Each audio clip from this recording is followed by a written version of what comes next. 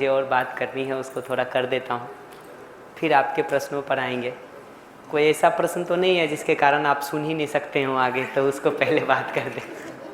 क्योंकि कई बार प्रश्न ऐसे भी होते हैं कि वो मानस में इतने घूमते रहते हैं कि सुनने ही नहीं देता है आगे कुछ। तो अगर वैसी स्थिति वाला कोई प्रश्न है तो हम पहले उसको डील कर देंगे,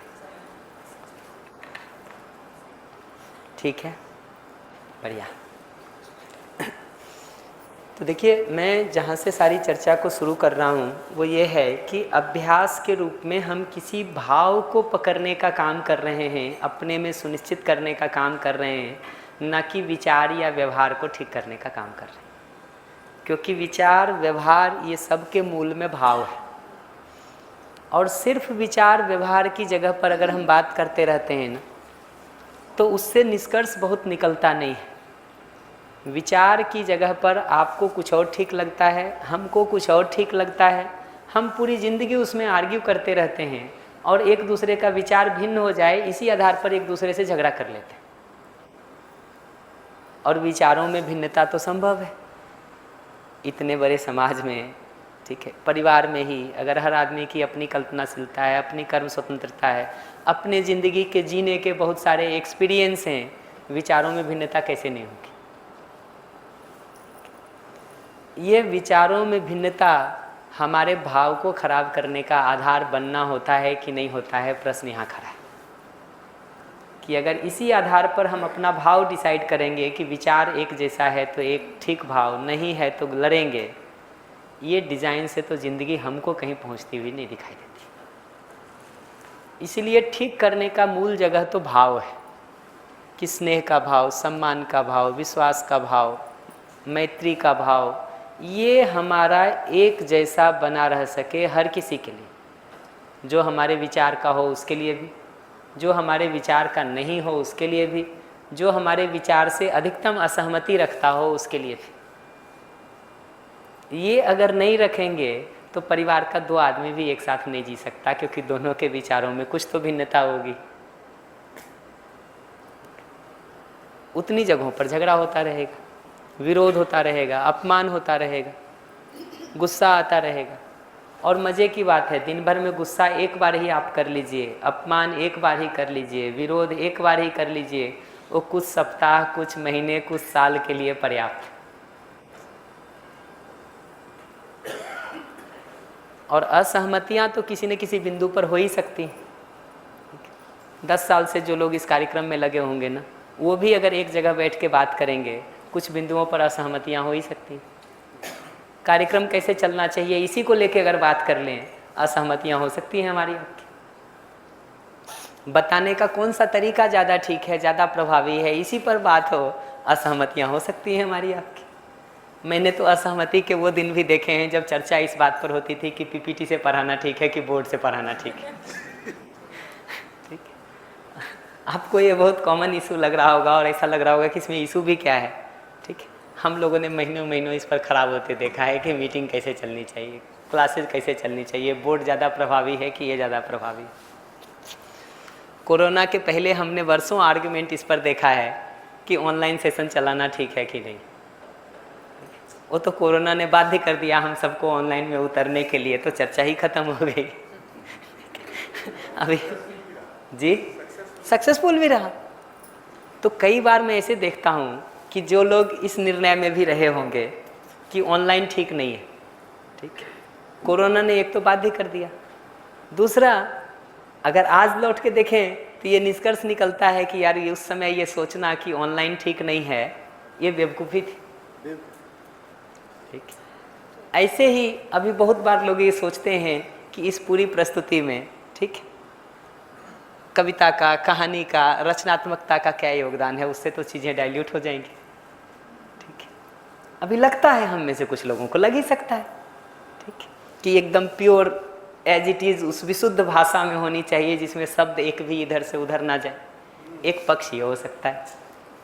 किसी को ऐसा लगता है कि नहीं भाई, सामान्य भाषा में लोगों से बात करेंगे तो चीज़ें ज़्यादा सटीकता से पहुंच सकती हैं और लोगों के जीने में बदलाव आ सकता है। तर्क दोनों के पास अपने अपने, आपके पास अपना तर्क है, हमारे पास अपना तर्क है। मैं तो ऐसे लोगों में से हूँ जो जिसको दोनों तरफ का तर्क दिखाई देता है। इधर से कहिए तो इधर से बोल सकता हूँ, उधर से कहिए तो उधर से बोल सकता हूँ। दोनों के प्लस पॉइंट दिखाई देते हैं, दोनों के माइनस दिखाई देते हैं। आज की परिस्थिति के साथ में उसमें से कोई एक सोचता हूँ, कोई एक सोचता हूँ। लेकिन मैं एक सोचता हूँ इसका ये मतलब थोड़ी है कि अगला भी सारा कैलकुलेशन करके वही सोचे। उसके अपने एक्सपीरियंस हैं, उसने ज़िंदगी में अलग अलग तरह से घटनाओं को घटित होते देखा है। और जिन घटनाओं को आप अपनी ज़िंदगी में देख रहे होते हैं ना, वो सब आपके दृष्टिकोण को शेप दे रहा होता है, शेप दे रहा होता है।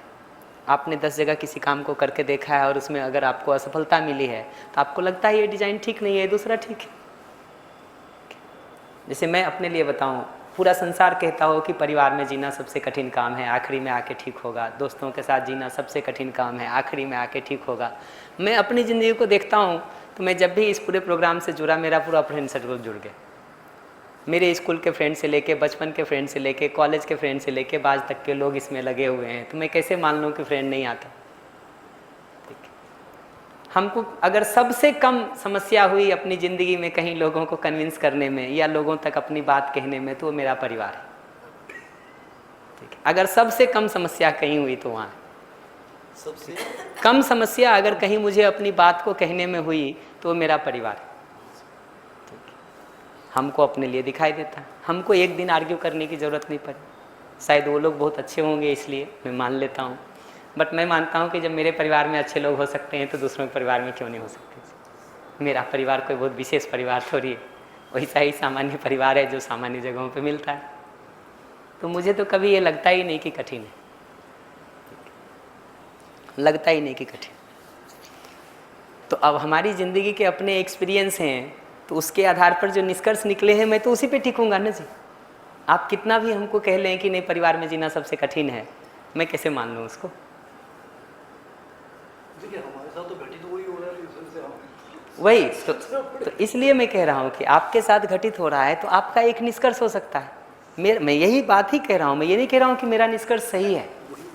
मैं कह रहा हूँ आपका एक निष्कर्ष है जो अपनी जगह से आपको ठीक ही लगता है, हमारा भी एक निष्कर्ष है जो अपनी जगह से ठीक लगता है। मैं उसके लिए सारे आर्ग्यूमेंट्स दे सकता हूँ, ठीक है, क्योंकि मेरी ज़िंदगी का एक्सपीरियंस वही कहता है। अब ये बात तय नहीं हो सकती आर्ग्यूमेंट से, ठीक है, तय नहीं हो सकती। और अगर उसी को जीने का आधार बनाएंगे तो हम दोनों के विचार अलग हैं, हम दोनों के आर्ग्यूमेंट अलग हैं, इसलिए हम लोग विरोध में उतर आते हैं। मेरे हिसाब से शुरू होने की जगह यहाँ है कि जो मेरे विचार से सहमत है वो भी, जो नहीं सहमत है वो भी, जो विरोधी विचार रखता है वो भी, ये सबके साथ हमारा एक जैसा स्नेह का भाव हो सके। ये होता है ना, तब हम सुन पाते हैं अगले को कि उसका ये दृष्टिकोण किन आधारों पर बना हुआ है। अन्यथा हम सुनते ही नहीं हैं। जो आप कह रहे होते हैं ना, हम बचे समय में उसको काटने के लिए तर्क ढूंढ रहे होते हैं, ठीक है, सुनने का ड्रामा कर रहे होते हैं, हम काटने के लिए तर्क ढूंढ रहे होते हैं। और वो संवाद चलता रहता है, हमको लगता है हम संवाद कर रहे हैं ये बड़ी चर्चा हो रही है। बैठा हुआ आदमी, चाहे मैं हूँ चाहे आप हो, हम किसी ऐसे बात नहीं कर रहे कि मैं ठीक हूँ आप गलत हैं या आप गलत से ठीक है मैं गलत हूँ। मैं तो सामान्य जीने में अपने को शामिल करके ये बात कह रहा हूँ कि अगर भाव पर हमारा ध्यान नहीं गया है ना, आप जो भी तर्क लाते हैं, मैं सुनते समय उसको सुनता हूँ सिर्फ इसलिए कि उसको काट सकूँ। आप सुनते हैं उन तर्कों को सिर्फ इसलिए कि आप उसको काट सकें। ऐसे सुनने का क्या मतलब है जी? क्या मतलब है?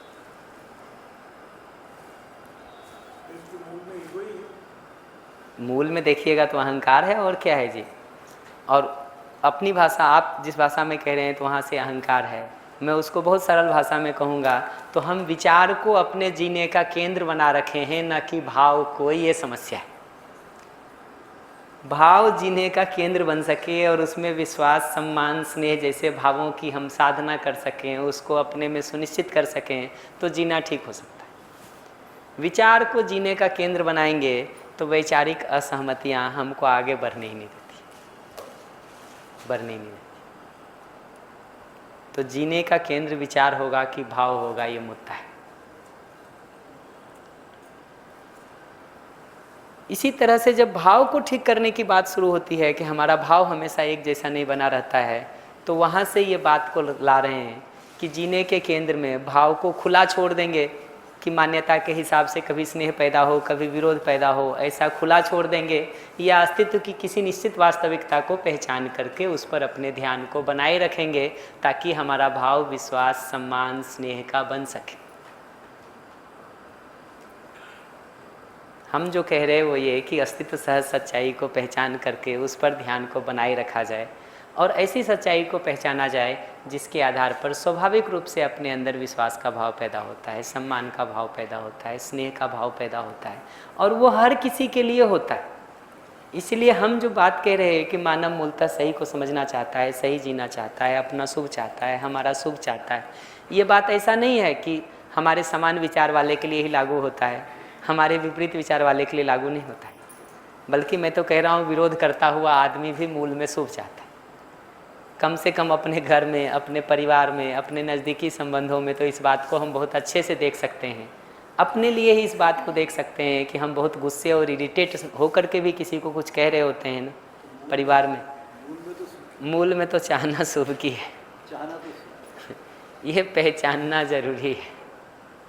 हम उसको आधार बना रहे हैं अपने भाव को स्थिर करने का, क्योंकि कह भी देते हैं कि भी आपके भले के लिए ही तो कह रहे हैं, अगर गुस्सा भी हो रहे हैं और क्या, तो भले के लिए ही तो हो रहे हैं। बस अगला इतना ही कहता है कि थोड़ा कम भला करो तो ज़िंदगी ज़्यादा ठीक चलेगी। जो तरीका है हमारा ना वो ऐसा हो गया है कि अगला कहता है थोड़ा कम ही करो यार, ये ज़्यादा हो रहा है। वो हमारे यहाँ एक कहानी सुनाते, बार बार सुना देता हूँ कि टीचर ने बच्चे को कहा उपकार करो, ठीक। बच्चों ने पूछा उपकार का उदाहरण क्या है, तो उन्होंने कहा भाई किसी को किसी काम को कर देना, प्यास है तो पानी पिला दो, ठीक, किसी को पानी पिला देना, किसी को सड़क पार करवा देना, ये सब उपकार है। तो अगले दिन बच्चों से पूछा भाई क्या उपकार करके आए, एक ने कहा मैंने बुढ़िया को सड़क पार करवा दिया, उपकार है। दूसरे से पूछा तुमने क्या किया, कहा मैंने भी बुढ़िया को सड़क पार करवा दिया। टीचर को लगा यार ऐसा कैसे हो सकता है कि एक ही उपकार काम दो लोग कर दिए, पर हो सकता है हुआ भी हो, ठीक है। तीसरे को पूछा तुमने क्या काम किया, उसने भी कहा मैंने बुढ़िया को सड़क पार करवाई। अब टीचर को लगा कि कुछ मामला गड़बड़ है। उसने पूछा कि भाई तुम तीनों कैसे बुढ़िया को पार करवाए, ऐसा कैसे हो गया कि तुम तीनों को अवसर मिल गया।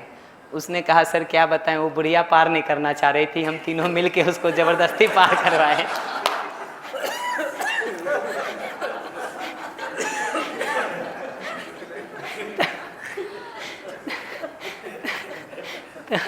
तो अभी हम ऐसा उपकार कर रहे हैं जी कि सड़क उसको भी पार करवा रहे हैं जो पार करना नहीं चाहता है, जिसकी जरूरत ही नहीं है पार करने की, उसको भी हाथ पैर मोड़ के बांध रहे, फेंक रहे हैं दूसरे पार कि लौट के आना तुम भले इस पार, लेकिन अभी तो तुमको हम पार कराएंगे। तो ये पहचानना जरूरी है कि भाव के केंद्र को हम अस्तित्व सहज सच्चाई को बना रहे हैं, इसलिए हमारा मूल अभ्यास बनता है अस्तित्व सहज सच्चाई पर ध्यान को बना के रखना, उसके आधार पर भाव का ठीक बना रहना, उसके आधार पर विचार में समाधान को ढूंढना। और विचार में समाधान ढूंढने का मतलब है दी हुई स्थिति परिस्थिति में बिना घायल हुए, बिना घायल किए हम कैसे रास्ता को निकाल सकते हैं। मध्यस्थ दर्शन के संदर्भ में मैं फिर वो बात मुझे बार बार याद आती रहती है कि उसके प्रणेता ए नागराज जी बार बार ये बात कहते थे कि अध्ययन और अभ्यास जो है ना, ये एक घायल विहीन विधि से आगे बढ़ने की प्रक्रिया है, ठीक है, जहाँ हम न खुद घायल होते हैं न दूसरे को घायल करते हैं। तो हमारा अध्ययन अभ्यास ठीक चल रहा है कि नहीं, उसका एक इंडिकेटर मैं ये भी मानता हूँ, उसका एक पहचान मैं ये भी मानता हूँ कि हमारे इस आगे बढ़ने की प्रक्रिया में मैं खुद घायल तो नहीं हो रहा हूँ, हमारे साथ के लोग घायल तो नहीं हो रहे हैं। अगर मैं खुद ही घायल हो रहा हूँ, खुद ही तनाव में ग्रस्त हो रहा हूँ, हमारे साथ के लोग तनावग्रस्त हो रहे हैं, तो हमको पहचानना चाहिए कि हम प्रक्रिया के नाम पर कुछ और कर रहे हैं, ठीक, ऐसे ही जैसे उपकार के नाम पर अभी हम कुछ और कर रहे हैं। तो ये पकड़ना ज़रूरी है। पूरी प्रक्रिया में अगर हम घायल हो रहे हैं अगर दूसरा हमारे साथ जीने वाला घायल हो रहा है तो हम कोई गलत रास्ता पकड़ लिए हैं। सही रास्ते के नाम पर ये रुक करके एक बार ज़रूर पहचानने और देखने की ज़रूरत है। तो अस्तित्व सहज सच्चाई पर ध्यान बने रहना, उसके आधार पर भाव का ठीक रहना, और विचार में समाधान की जगह पर जो भी दी हुई स्थिति परिस्थिति है उसमें भाव को ठीक रखते हुए हम उपाय कैसे निकालेंगे, ये समाधान का मतलब है, ना कि भाव को खराब करके उपाय कैसे निकालेंगे। तो अगर ऑफिस में कोई काम नहीं हो रहा है, घर में कोई काम नहीं हो रहा है, तो एक तरीका है हम डांट करके कुछ करें, गुस्सा करके कुछ करें, विरोध करके कुछ कहें, नालायक बता के कुछ कहें, ब्लेम करके कुछ कहें। मैं इसमें से किसी को भी समाधान नहीं कह रहा हूँ। क्यों नहीं कह रहा हूँ? क्योंकि वैसा करते हुए हम खुद आराम में नहीं होते और अगला आराम में नहीं होता, तो ऐसे समाधान का क्या करें जी। जिसमें हम भी त्रस्त हैं, आप भी त्रस्त हैं, उसको समाधान कहें कि समस्या कहें? हमारा इतना सिंपल प्रश्न है।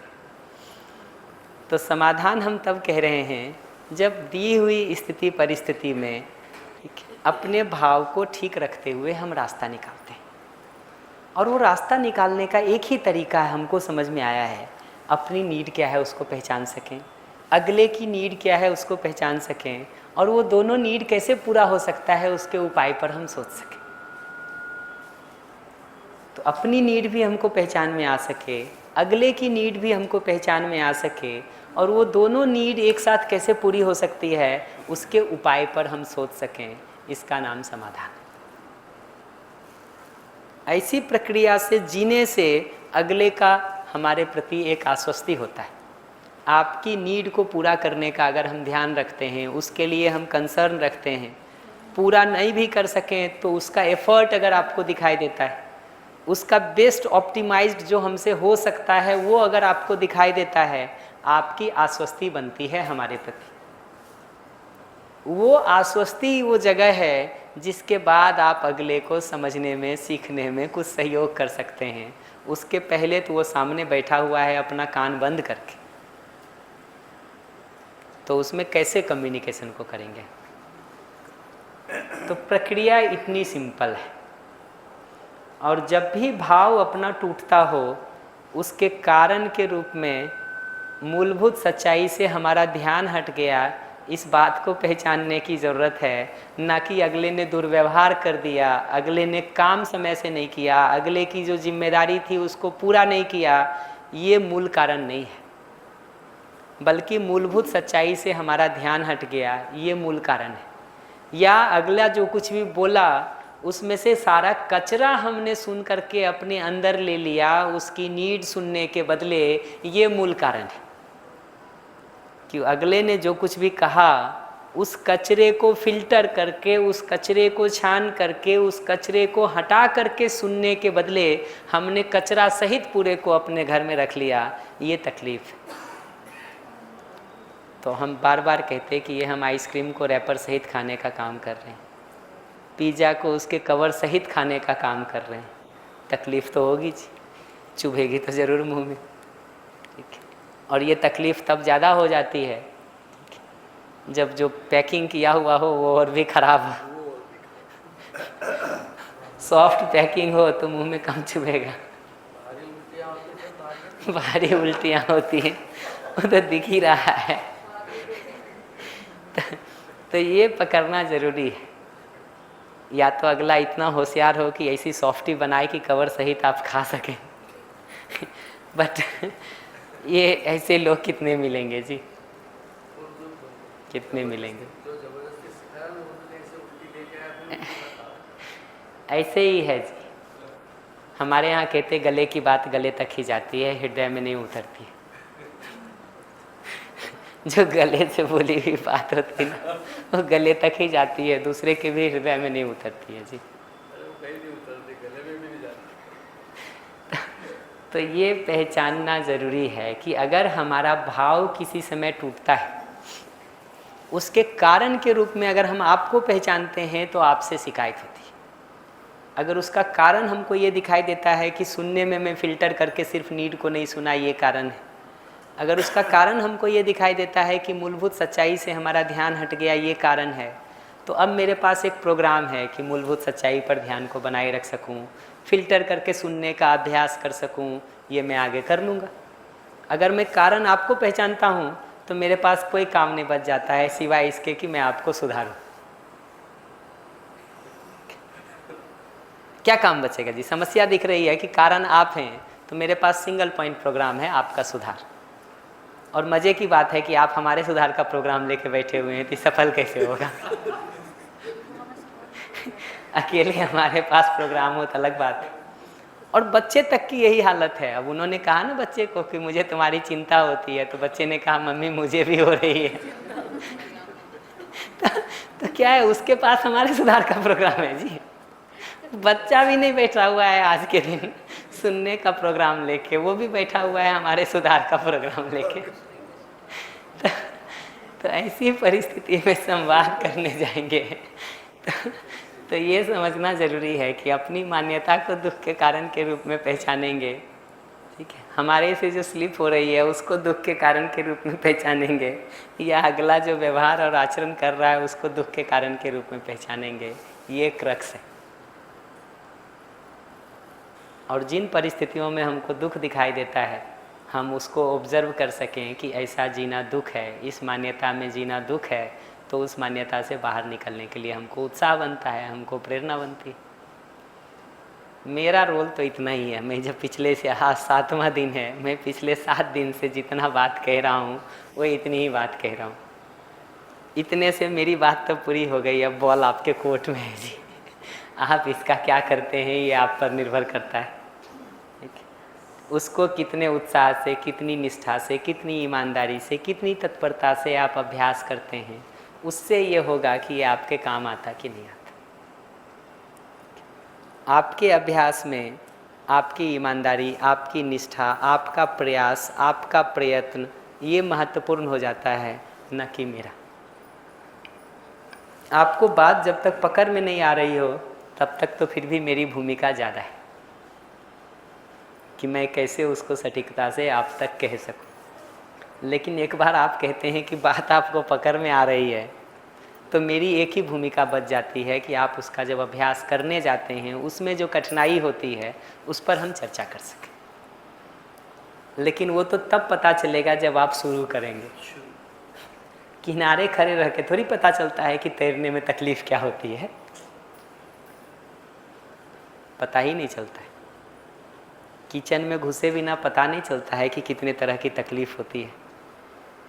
कल कोई बता रहे थे कि जब किचन में खाना बनाने घुसते हैं ना, तब पता चलता है कि नमक भी महीने में एक बार लाना पड़ता है। थाली जो खाए थे किचन अपने कमरे में, उसको समय से यहाँ पहुँचाना होता है ताकि अगले दिन परोसते समय वो मिल सके। ये बिना किचन में घुसे नहीं पता चलता है। जहाँ खाते हैं वहीं थाली रख देते हैं, वहीं गिलास छोड़ देते हैं, अगले दिन चिल्लाते फिरते हैं कि ये मिल नहीं रहा है। घुसते हैं तब पता चलता है।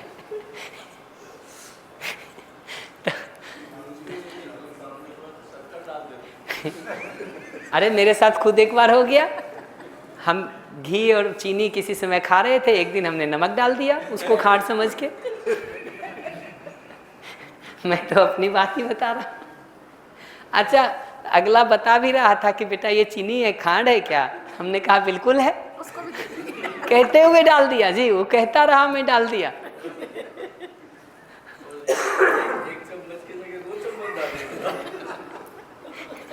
खांड तो हमको 2 चम्मच खाना ही था जी, इसलिए हम 2 चम्मच ही डाले घी के साथ।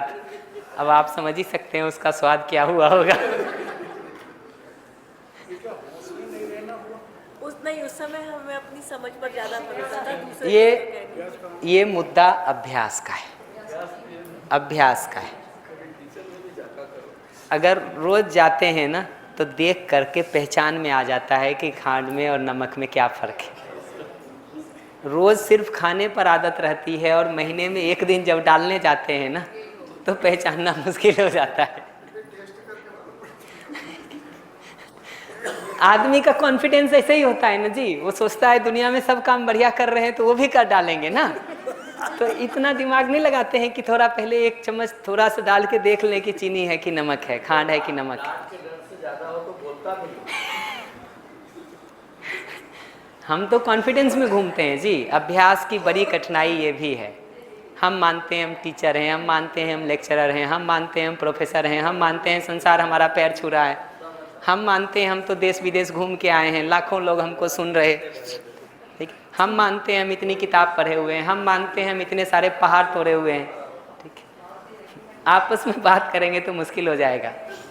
हम मानते हैं कि हम इतने सारे पहाड़ तोड़े हुए विद्वान हैं, हमने अरबों कमा दिया है, हमने खरबों कर दिया है, हमने इतने जर्नल छाप दिए हैं, हमने इतने रिसर्च पेपर लिख दिए हैं, देश से विदेश तक लोग हमको रेफ़र करते हैं। हमको ये समझना ज़रूरी है कि ये जिस आयाम की आप उपलब्धि बता रहे हैं ना, उसी आयाम की उपलब्धि तक उसको पहचानें। इसको व्यवहार आयाम की उपलब्धि नहीं पहचान लें। इससे ये नहीं समझ लें कि व्यवहार आयाम में भी हम उतने ही एक्सपर्ट हैं। इसको ऐसे नहीं समझ लें कि बच्चों की परवरिश में भी हम उतने ही एक्सपर्ट हैं। इसको ऐसे नहीं समझ लें कि अपने भाव विचार को ठीक रखने में भी हम उतने ही एक्सपर्ट हैं। हो सकता है इनमें हम सामान्य आदमी से भी ज़्यादा खराब। ये पहचानना ज़रूरी है।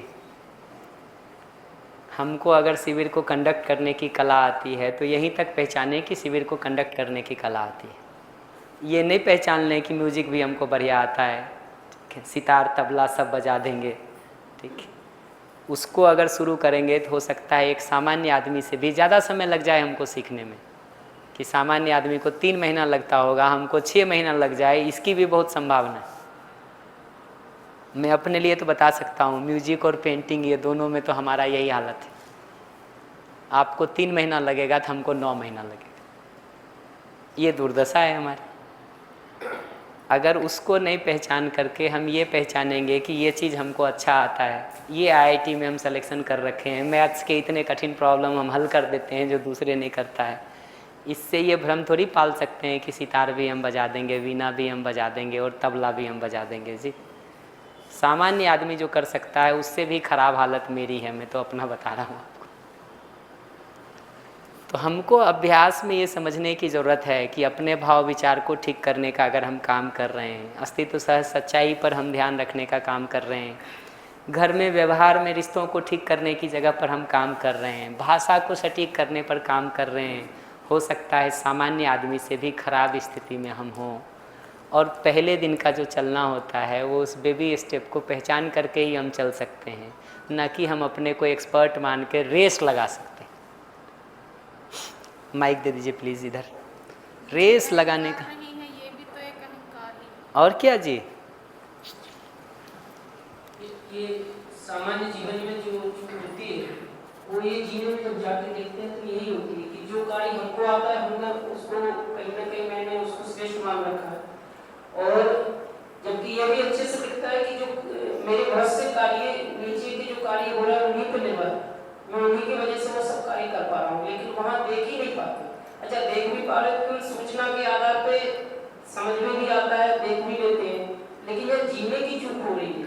वहाँ अगले का कार्य को महत्व ना देना होता ही है, मतलब कहीं ना कहीं संस्कारों में बसा हुआ है कि अगला जो कार्य कर रहा है उसको देखते हुए भी अनदेखा करके हम निकले चले जा रहे हैं कि तुम्हारा काम महत्वपूर्ण नहीं है, काम तो मेरा ही महत्वपूर्ण है और नहीं महत्वपूर्ण। तो ये कहीं ना कहीं जीवन में हर पॉइंट पे है ना। तो जब अपने जीने में आज के दिन ये मान्यता दिखाई देती है तो अभ्यास करने का जगह ये बनता है कि अगले को जब देखें तो उसके कंट्रीब्यूशन को देख पाएँ। अपने किसी काम को भी कर रहे हैं तो उसमें बाकी लोगों का क्या कंट्रीब्यूशन है उसको पहचानने पर ध्यान रह सके। और जब जीने का कार्यक्रम बना रहे हैं तो ध्यान से ये बात को देखें कि सिर्फ अपना ही नीड, अपना ही कंट्रीब्यूशन देख के हम कार्यक्रम को डिजाइन कर रहे हैं, ठीक है, क्रेडिट को बांट रहे हैं, या दूसरे का नीड, दूसरे के कंट्रीब्यूशन को देख करके भी हम कार्यक्रम डिजाइन कर रहे हैं, क्रेडिट को पहचान रहे हैं। ये अपने लिए सुधार का बिंदु बनता है, अपने लिए अभ्यास का बिंदु बनता है। इस काम को जितनी निष्ठा से, जितनी ईमानदारी से, जितनी सटीकता से, जितनी तत्परता से, जितने उत्साह से करेंगे उतना गति होगा। इसको जितना ढीला रखेंगे, जितना लुंज पुंज रखेंगे, जितना तर्क देंगे कि दुनिया तो ऐसे ही कर रही है, हम कर लिए तो क्या, सब तो यही करते हैं, तुम भी तो यही कर रहे हो, इतना ही तो कर रहे हैं, ये समझना चाहिए कि इतना ही रोग हम बचा के रख रहे हैं तो उतने रोग का दुख हमको ही झेलना पड़ेगा, ना कि किसी दूसरे को। और आदमी जितना सेंसिटिव होता जाता है ना, उतना ही कम रोग पर्याप्त होता है उसको दुखी करने के लिए। ये पहचानना ज़रूरी है। तो मैं तो अभ्यास के बारे में, माइक दे दीजिए प्लीज़, जो कह रहा था वो बात पहुंच गई कि क्या कह रहा हूँ। इनके सवाल के बाद हम सिर्फ पहले उस अभ्यास में कुछ नहीं पकड़ में आया हो तो वो हमको बताइए। भैया आपके ई नमक में सुनना मेरे को केवल इतना है कि मेरा एक आध कोई स्किल डेवलप है, वो ठीक है, दूसरे के स्किल में घुसपैठ नहीं करनी है और एक निष्कर्ष अपने लिए बनाना है कि भाई ठीक है। तो ये यदि मैंने निष्कर्ष निकाला कि मुझे ऐसा दूसरे के स्किल को पहचानना है, बट वो ठीक बड़ा है, यदि जरूरत पड़े तो उससे पूछ लूँ, तो ये मेरा निष्कर्ष है, जजमेंट है? वही मैं इसमें एक ही बात कहूँगा, निष्कर्ष है या जजमेंट है उसमें जाने के बदले में एक बात कहूँगा। कुछ चीज़ों में तो ये चल जाता है कि आप उसकी एक्सपर्टीज़ हासिल ना करें, ठीक है, छोड़ सकते हैं उन चीज़ों को। लेकिन घर परिवार में, रिश्तों में, नज़दीकी संबंधों में जहाँ काम कर रहे हैं वहाँ मनुष्य के साथ व्यवहार एक ऐसा मुद्दा है जिसको हम में से कोई भी नहीं छोड़ सकता। जैसे खाना एक ऐसा मुद्दा है जो हम में से कोई नहीं छोड़ सकता। थोड़ा कम खाए कि थोड़ा ज़्यादा खाए, एक बार खाए कि 3 बार खाए, खाना तो है ही। ठीक है, जैसे भोजन, हवा, पानी हमारी मूलभूत आवश्यकता है जिसको कोई बाईपास नहीं कर सकता। कंप्यूटर इंजीनियरिंग बाईपास किया जा सकता है, ठीक है, अंग्रेजी बाईपास की जा सकती है, हिंदी बाईपास किया जा सकता है, लेकिन ये भोजन, हवा, पानी बाईपास नहीं हो सकता। ऐसे ही व्यवहार को ठीक रखना, भाव को ठीक रखना, विचार को ठीक रखना, अस्तित्व की वास्तविकता पर ध्यान को बना के रखना, ये सारे ऐसे मुद्दे हैं जिसमें से कोई भी मुद्दा बाईपास नहीं किया जा सकता। आप इसमें से किसी को भी बाईपास करेंगे तो हमारी हालत उस बच्चे के जैसे होगी जिसको 5 सब्जेक्ट क्लास 7th में पढ़ना है और वो 2 को बाईपास कर दे। जिंदगी भर क्लास 7th में पढ़ा रहेगा, 8 में जाने की कोई संभावना नहीं। बच्चे के लिए हमको ये बात समझ में आती है, अपनी ज़िंदगी के लिए नहीं दिखाई देता है। तभी दुख। ठीक है, बढ़िया। तो उसके साथ जब हम सरलता के अभ्यास को करने गए थे तो ये बात कहा कि अहंकार का विपरीत है सरलता।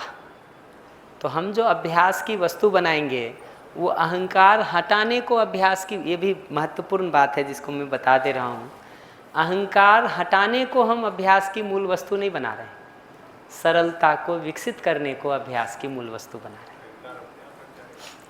अंधेरा हटाने को हम अभ्यास का मूल लक्ष्य नहीं मान रहे, प्रकाश सुनिश्चित करने को हम अभ्यास का मूल लक्ष्य मान रहे हैं। तो सरलता कैसे विकसित हो उसको हम मूल लक्ष्य मान रहे हैं और उसके लिए ये कह रहे हैं कि जीने के केंद्र में स्वयं के बदले अस्तित्व को देखते हैं, समष्टि को देखते हैं, तो अहंकार लूज होता है। अस्तित्व में होने के प्रावधान है, इसी आधार पर हम कुछ कर पाते हैं, तो अहंकार लूज होता है, सरलता उदय होता है। ऐसे ही हम जो कुछ भी कर पा रहे हैं आज के दिन, किसी दर्शन को, किसी विचारधारा को, किसी रचवी प्रोग्राम को समझ भी पा रहे हैं, उसमें भागीदारी भी कर पा रहे हैं, तो इसीलिए कि ऐसा होने का प्रावधान है। इसीलिए कर पा रहे हैं कि उसमें प्रकृति का, अस्तित्व का बहुत सारा योगदान है, मानवीय परंपरा का, ह्यूमन ट्रेडिशन का बहुत सारा योगदान है, और आज के दिन के भी बहुत सारे लोगों का योगदान है, तो हम कर पा रहे हैं। हम एक छोटा सा काम कुछ करते हैं, वो करना तो हमको दिखाई देता है, उसके बैकग्राउंड में, उसके आगे पीछे जितने सारे लोग कर्म कर रहे हैं, जिन लोगों की मेहनत से हम उस लायक बने हैं, उसको हम रिकॉग्नाइज नहीं करते। हमको लगता है जिस दिन से मैंने काम करना शुरू किया दुनिया उसी दिन से ठीक होनी शुरू हुई है, उसके पहले तो फालतू जा रही थी। सबको ये भ्रम है जी, सबको ये भ्रम है। और जब मैं कहता हूँ सबको ये भ्रम है ना, तो उसको फिल्टर करके सुना जाए कि ज़्यादातर लोगों को है।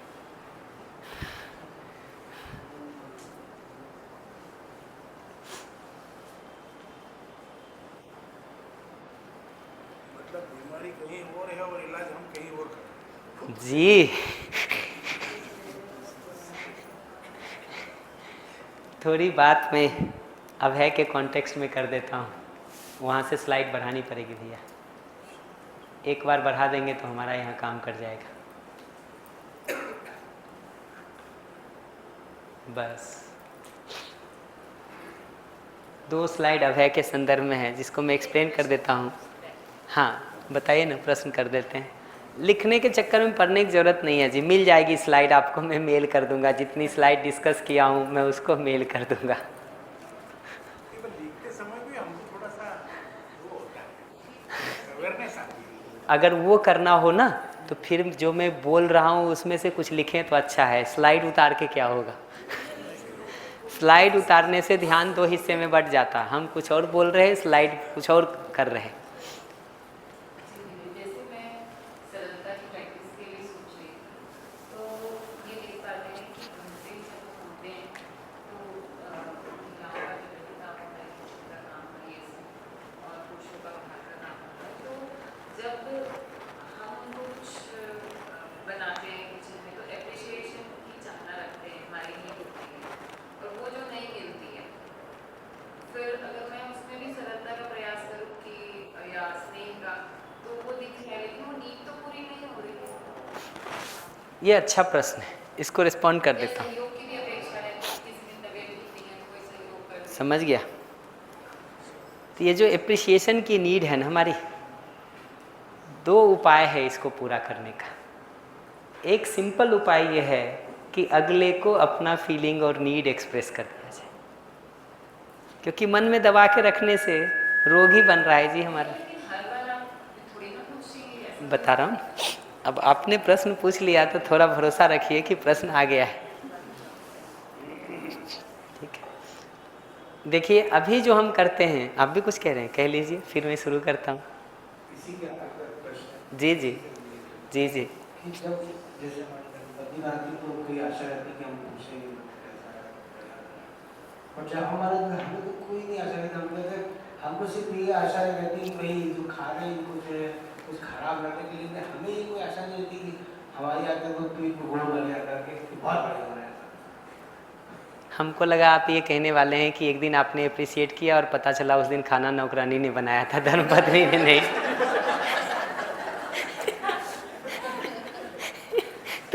तो एक डांट और सुनने को मिल गई। जब दूसरे खाना बनाते हैं तब तो बड़ी प्रशंसा करना याद रहता है, बाकी दिन हम किए थे तो नहीं याद रहा था। जो आप कह रहे हैं मैं उसको उत्तर दे देता हूँ। देखिए जब हम परस्परता में एक दूसरे के साथ जी रहे हैं ना, प्रेम को परिभाषित करते समय नारद भक्ति सूत्र में एक सूत्र है, और मैं फिर से बता दूं, मैं जिसको भी रेफर करूं उसी सूत्र उतनी ही बात को रेफर कर रहा हूं मैं, ठीक है। और जिस कॉन्टेक्स्ट में मैं कह रहा हूं कॉन्टेक्स्ट भी वही है। उसमें प्रेम को परिभाषित करते समय वो एक बड़ा सिंपल सा लाइन कहते हैं, तत्सुख सुखित्वम, जिसका मतलब होता है दूसरे के सुख में उसको महसूस कर पाना। तो जैसे अगर मैं आपका ध्यान रखता हूँ, ठीक है, जो मैंने पहले भी कहा था कि अगर मैं आपका ध्यान रखता हूँ और आप मेरे घर आएँ तो 2 चॉइस है। एक चॉइस ये है कि श्याम को जो खाना पसंद आता है वो बना के आपको भी खिलाएं, खुद भी खाएं। एक दूसरा चॉइस ये है कि आपको जो खाना पसंद आता है वो बनाएं, आप भी खाएं और मैं भी खाऊं। किस में आपको लगता है कि स्नेह सुनिश्चित होता है?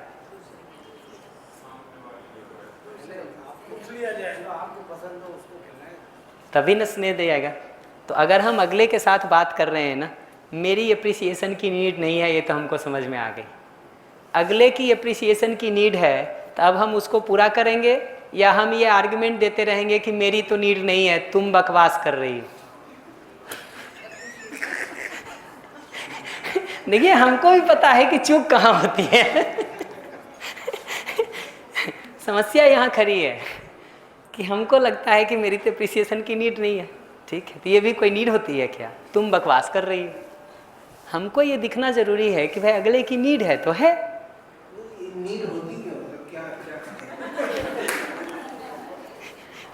क्या यही बात अगला आपसे आपकी नीड के लिए पूछना चाहता है कि तुम ऐसे कैसे हो गए हो, ये तो बताओ। अगला क्या कहता है पता है भैया? अगला क्या कहता है पता है? ऐसे नीरस शुष्क और बोर आदमी हमारी जिंदगी के लिए ही बचे हुए थे क्या?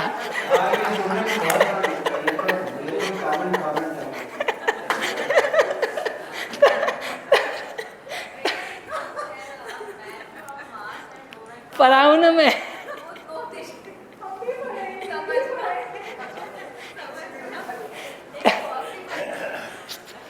तो मैं एकदम सिंपल बात कह रहा हूँ कि अगर हम आपका ध्यान रखते हैं और आपकी कुछ नीड दिखाई देती है, आता हूँ कारण वारण सब पे तो हम उस नीड को रिकॉग्नाइज करने का, वैल्यू देने का, सुनिश्चित करने का काम करेंगे, या हम आर्ग्यू करेंगे सिर्फ इस बात पर कि ये नीड ही तुम्हारी गलत है।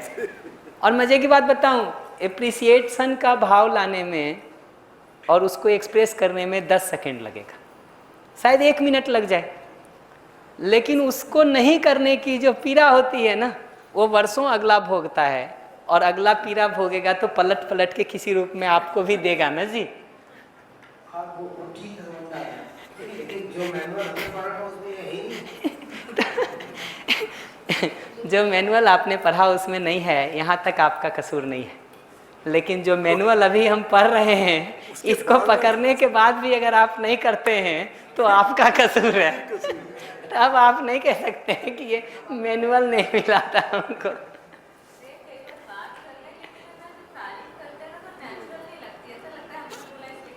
वही, इसलिए ये बात बिल्कुल ठीक कह रहे हैं। तो देखिए इसका उपाय क्या होता है। उपाय एकदम सिंपल होता है कि पहली जगह तो ये है कि हमको तारीफ की ज़रूरत महसूस हो रही है, अगला कर नहीं रहा है, हम महीनों दिनों वर्षों कूटते रहते हैं, चिढ़ते रहते हैं और पलट पलट के 10 तरह से जवाब देते रहते हैं। ठीक है, मैं देखता हूँ कि इससे बेहतर स्थिति है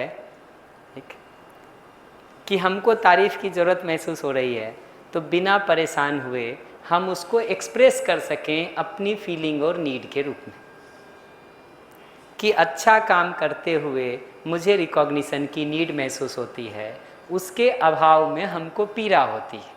ये बात अपनी बता दी जाए, आप रिक्वेस्ट भी मत करिए एप्रिसिएशन का, ये बात बता दीजिए ना, अगला थोड़ा भी सेंसिबल होगा तो पहचान लेगा कि आपकी नीड क्या है, और थोड़ा और सेंसिबल होगा तो अगर उसको आज नीड दिखाई दे रही है तो कल से बिना आपके बोले भी कर देगा।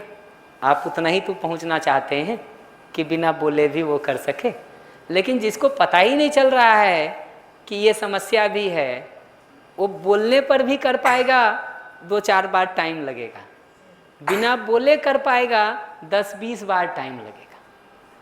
ठीक है, ये प्रक्रिया में उसको धीरे धीरे आगे बढ़ाने का काम करेंगे या हम सिर्फ शिकायत लेके बैठे रहेंगे।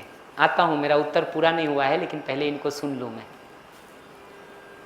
कहना चाहती थी कि क्या ये जरूरी है कि कोई स्नेह या आवश्यकता को पूरा करने के या हमारे नीड को बताने की शब्दों की ही जरूरत हो? भाई भावों से या कुछ सहयोगी कार्यों से भी तो हम समझ सकते हैं। एकदम समझ सकते हैं, बशर्ते वो जो बिना बोले भी जो एक्सप्रेस कर रहे हैं ना, वो तरीका ठीक होना ज़रूरी है। अभी जो हम बिना बोले एक्सप्रेस करते हैं ना, वो ऐसे करते हैं कि थाली आपको रख देते हैं, ठीक, अपना खा लेना, जब खाना हो हम जाके रूम में सो जाते हैं, बोले तो कुछ नहीं। ठीक, एक्सप्रेस क्या हुआ? एक्सप्रेस ये हुआ कि हमको तुमसे मतलब नहीं है। जी क्या कह रहे हैं? पटक देते हैं। क्योंकि मेरे जो श्रीमान है ना, तो मेरी भूलने की बहुत आदत है, तो जहाँ भी मैं जाती थी बाहर रहने के लिए कहीं भी, वो बाहर रहते थे, वो भी एजुकेशन ऑफिसर थे, तो मुझे कॉल करके बताते थे कि तुमने मोबाइल चार्ज किया, बैटरी ली, या फिर वो मुझे छोड़ने आते थे तो वो देख लेते, समझ आते थे कि ये चीज़ नहीं लाई होगी, तो मार्केट जाते थे और पूछते थे कि तुम्हारे पास क्या क्या नहीं है, मैंने ये खरीद लिया है, ताला खरीद लिया है, चप्पल खरीद लिया, और क्या नहीं है। तो इसमें भी तो हम देख सकते हैं ना। वही, इसी को कहते हैं, मैं तो यही बात कह रहा हूँ, इसी को कहते हैं दूसरे का ध्यान रखना, इसी को कहते हैं दूसरे का ध्यान रखना। डिजाइन ये नहीं है कि हमको जूता पसंद है तुमको जूता ला के देंगे, डिजाइन ये है कि आपको चप्पल पसंद है तो हम आपको चप्पल ला के देंगे। अभी क्या होता है ज़िंदगी में, बहुत बार हम जिनको बहुत स्नेह करते हैं ना, उसको हम अपने हिसाब से चलाने की कोशिश करते हैं। हमने कई सारी स्लाइड्स को बाईपास कर दिया समय के अभाव में, नहीं तो डिजाइन हमारा ये होता है कि जिसको हम स्नेह करते हैं ना, उसको हम अपने हिसाब से चलाने की कोशिश करते हैं। तो उसके उठने बैठने, सोने जगने, खाने पीने से लेके, कपड़ा पहनने से लेके, बाल रखने के तरीके तक को हम अपने हिसाब से तय करना शुरू कर देते हैं। हमको लगता है बहुत स्नेह है हमारा। अजी बहुत ईमानदारी से देखना चाहिए कि ये स्नेह के लिए हम पात्र ढूंढ रहे हैं कि गुलाम ढूंढ रहे हैं। ये पूरा हम वैसा थोपना शुरू कर देते हैं। जबकि स्नेह की फंडामेंटल पहचान ये है कि जो आपको पसंद होता है ना, हम उसके अनुरूप अपने को ढालने की कोशिश करते हैं। स्नेह वहाँ खड़ा है कि जो आपको पसंद होता है ना, हम उसके अनुरूप करने की कोशिश करते हैं, न कि अपनी पसंद को आपके ऊपर थोपने का काम करते हैं। प्रश्न थोड़ी देर के लिए रोक लेता हूँ, मैं एक दो बात और कर देता हूँ। और आप देखेंगे अपनी ज़िंदगी में जहाँ जहाँ आपको सही अर्थों में स्नेह का थोड़ा भी वो मिला होगा ना, वहाँ ये दिखाई देता है कि हम अगले की पसंद का ध्यान रखने का काम करते हैं। उसका सबसे सरल उदाहरण दे रहा हूँ कि आप हमारे घर आते हैं तो हम आपकी पसंद का खाना बना के खिलाते हैं, ना कि अपनी पसंद का खाना आपको खिलाते हैं। ये उदाहरण सिर्फ इसलिए दे रहा हूँ कि आपको उसका एक ग्लिम्स मिल सके, उसका एक सेंस मिल सके। तो नीड तो बिना कहे पूरी हो जाए बहुत अच्छी बात है, लेकिन वर्षों पूरी नहीं हो रही हो, हम जल रहे हों, अगला जल रहा हो, इससे तो कई गुना अच्छी बात है कि अपनी नीड ठीक ढंग से प्लेस कर दी जाए। अपने फीलिंग और नीड के साथ उसको प्लेस कर दिया जाए, बजाय ब्लेम करने के, बजाय दोषारोपण करने के, बजाय शिकायत करने के, बजाय वो 10 तरह से 10 बातों में निकले, उसकी जगह सीधा उसको प्लेस कर दें, वो ज़्यादा ठीक है। जी आप कुछ कह रहे हैं? इसमें मैं तो ये देखता हूँ कि परस्पर जीते हुए ये तो एक नेचुरल प्रोसेस है। कई दफ़ा अक्सर मेरे साथ क्या होता है कि जैसे सपोज करोगे भी हमारी से रूटीन में खाना बनाती है, कोई दिक्कत नहीं है, लेकिन कई बार क्या होता है वो पूछ लेती है कि आज खाना कैसा बना, तो मैं कह देता हूँ यार अल्टीमेट बहुत बढ़िया बना है। तो इससे उसकी मुझे लगता है कि कई दिनों की नीड पूरी हो जाती है। और ऐसा भी हो रहा है, अच्छा उसके बाद उनको हफ्ता 10 दिन पूछने की जरूरत ही नहीं पड़ती। और कई दफ़ा बीच में ऐसा हो गया तो फिर जी दीदी कह रही हैं, सुनता हूँ, दीदी कह रही हैं कि हस्बैंड को थोड़ा ऐसा होने की ज़रूरत है कि वो हम पूछें और तब बताए, उसके बदले थोड़ा पहले खुद से ही तो बता दे, एक कदम आगे बढ़ने की ज़रूरत है, ऐसा कह रही हैं। जी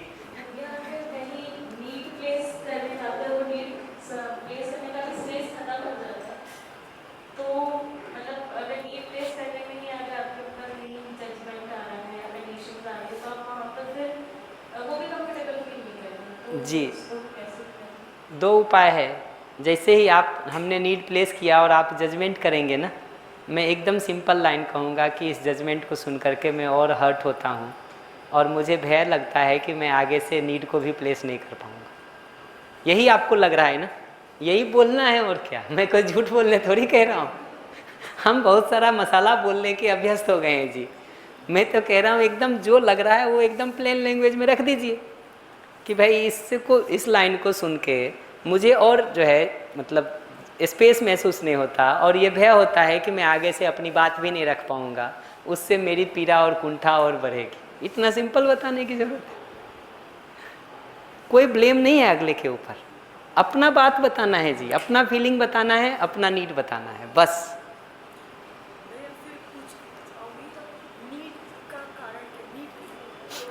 नीड क्यों का उत्तर पे आता हूँ। ये नीड क्यों अध्ययन का प्रश्न है, अभ्यास का प्रश्न नहीं है। आता हूँ ना, मुझे याद है। नीड क्यों अध्ययन का प्रश्न है, अभ्यास का प्रश्न नहीं है। अभ्यास से मैं उसका दूसरा जवाब दूंगा अभी, ठीक है, दूसरा जवाब दूंगा। पहले दीदी का सुन ले पीछे उधर।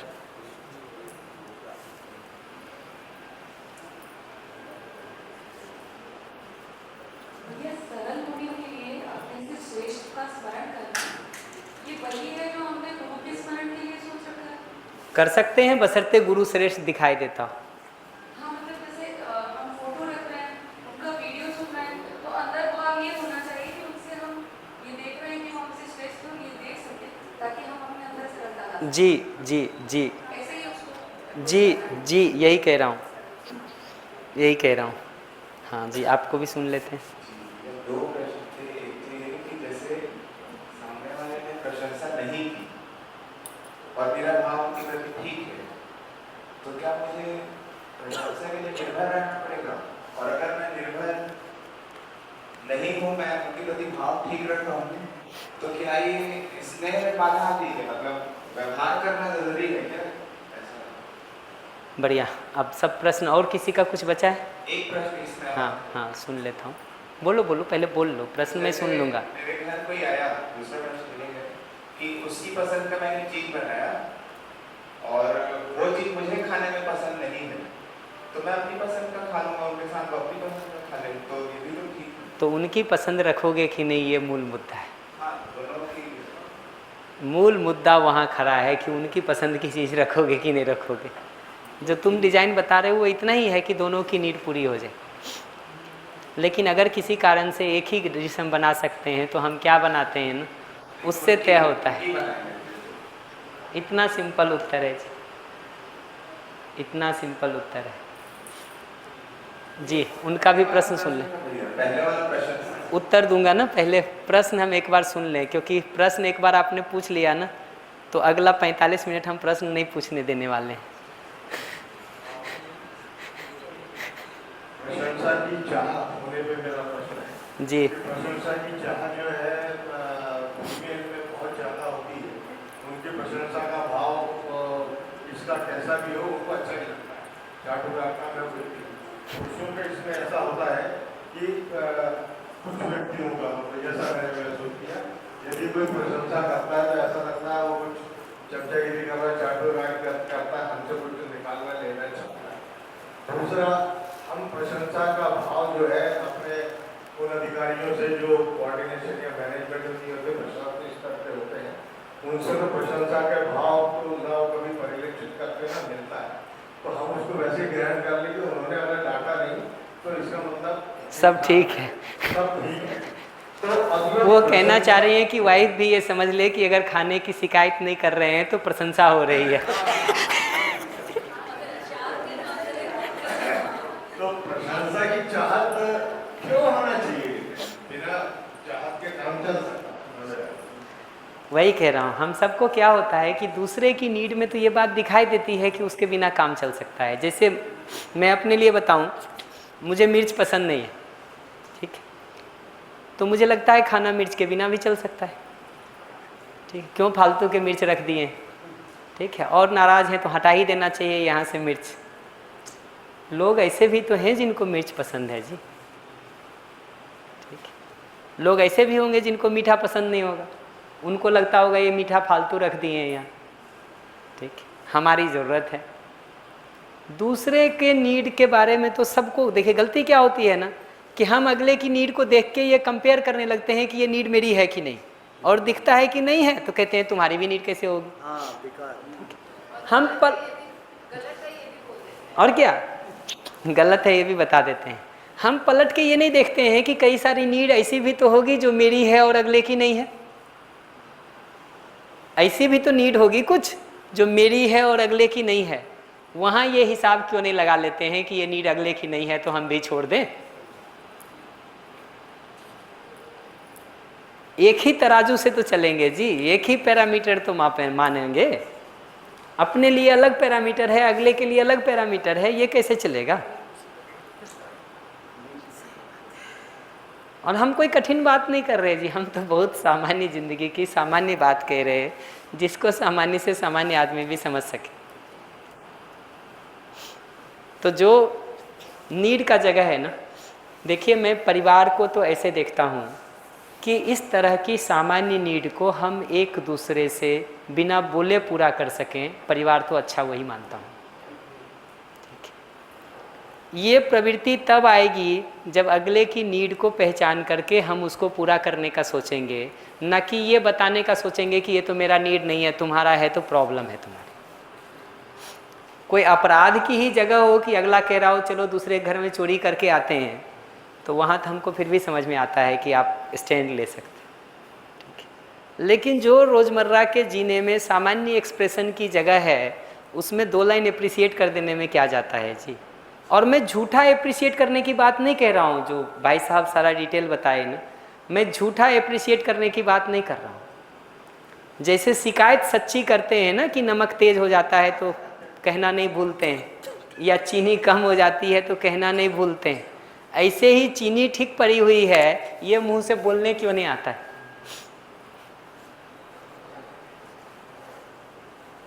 हमारे ए नागराज जी बार बार ये बात कहते थे कि समस्याओं को तो बहुत तरह से हमने बताना सीख लिया है, रो करके, गा करके, कलात्मक ढंग से, नाटक करके, ड्रामा करके। समाधान को बोलने बताने का कोई ढंग सीखेंगे कि नहीं सीखेंगे। निवारण सीखेंगे। समस्या को बताने के तो 20 ढंग हमने सीख लिए हैं। ये जो ठीक चल रहा है, सहजता है, सब अनुकूल है, इसको बताने का कोई ढंग सीखेंगे कि नहीं सीखेंगे? स्वास्थ्य को बताने का कोई ढंग सीखेंगे कि नहीं सीखेंगे, या सिर्फ बीमारी की शिकायत करेंगे? सवाल यहाँ खड़ा है, यहाँ खड़ा है। ये धारा के विरुद्ध है ना, पूरा टीवी मीडिया तक समस्याओं को ही पहुंच रहे हैं, पूरा साइको बन गया। सही बात है। इतना ही पहचानने की ज़रूरत है कि धारा ठीक दिशा में नहीं बह रही है, तो हम उसका सिंपल उपाय होता है, हम धारा से बाहर आके ठीक चलना शुरू करते हैं। धारा में लड़ना उसका उपाय नहीं होता है। मैंने ये भी देखा है अपने अनुभव से कि जब आवश्यकताओं की पूर्ति हो जाती है तब उसके बाद कमियाँ निकलती है। जैसे सपोज है कि बहुत भूख लग रही है और हमको कुछ खाने को मिल रहा है, जहाँ हमारी तृप्ति हो जाती है उसके बाद पता चलता है कि नमक कम था या ज़्यादा था, मिर्च कम थी या ज़्यादा थी। सही बात है। तो जब हस्बैंड कहता है नमक कम है ना, तो पत्नी कहती तुम्हारी भूख कम है। रात भर नहीं खाओ, सुबह अच्छा लगने लगेगा।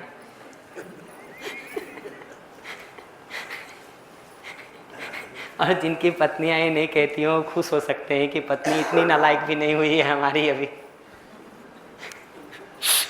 तो ये आखिरी प्रश्न को सुन के मैं थोड़ा कुछ कंटेंट कवर कर देना चाहता हूँ और आगे, तो इनको माइक दे दिया जाए प्लीज़। इसमें जब इसे अभ्यास करने जा रहे हैं, है ना, तो यहाँ तो इसमें जब अभ्यास कर रहे हैं तो कोई दबाव नहीं आता, तो यहाँ से जब परिवार में भी कर रहे हैं तो भी दबाव नहीं आ रहा है, हमारे हिसाब से नहीं आ रहा है। लेकिन जब हम उस इन्वायरमेंट में जाते हैं तो वो दबाव, मतलब उसका कारण ये क्या है, ध्यान हट रहा है, सच्चा ये कारण है उसका, या इसको कैसे हम कम करें, उस दबाव को मतलब झेल पाए तो और हमारा अभ्यास बढ़े आगे। दबाव को कम करने का 2 ही उपाय है, या तो अपने अभ्यास को और गति दें और तेज करें, या बीच बीच में थोड़ा अनुकूल वातावरण ढूंढ लें। इतना ही उत्तर है कि बीच बीच में थोड़ा अनुकूल वातावरण ढूंढ लें, ठीक, या अभ्यास को बहुत तेज करने का कोशिश करें, या दोनों के योगफल में चलाएं। ठीक है। अब एक बार के लिए प्रश्न हम रोक लेते हैं। 35 मिनट हमारे सेशन में बचा है, हमको उत्तर देना भी बचा हुआ है प्रश्न का, मुझे पता है, और आगे भी कुछ करना है, तो प्रश्न को एक बार रोक लें। अब थोड़ा दूसरी कला का प्रयोग करें कि सुन करके उस पर ध्यान देने से भी उत्तर मिल जाता है बिना पूछे। ये भरोसा रख के सुने कि सुनने से, सटीकता से सुनने से और उस पर ध्यान देने से बिना पूछे भी उत्तर मिल जाता है। होता है कि नहीं, उसको देखिए थोड़ा करके। तो अल्टीमेटली अगर देखिएगा ना, तो परिवार तो मैं ऐसी जगह देखता हूँ जहाँ इस तरह की जो छोटी मोटी नीड्स है ना, उसको हम पूरा कर सकें। उसको इस जगह पे मैं नहीं देखता हूँ कि आपकी स्नेह की नीड है तो उसको पूरा करने के बदले मैं ये उत्तर दूँ कि UHB में क्या सीखे हो, स्नेह दूसरे से पाना होता है कि अपने में समझदारी से सुनिश्चित करना होता है। ये उत्तर ठीक नहीं है, मुझे ठीक नहीं लगता। ठीक, मेरे हिसाब से तो स्नेह की अगर आपकी अपेक्षा है तो UHB हम भी पर रखे हैं, तो हम स्नेह सुनिश्चित क्यों नहीं कर दें आपके लिए?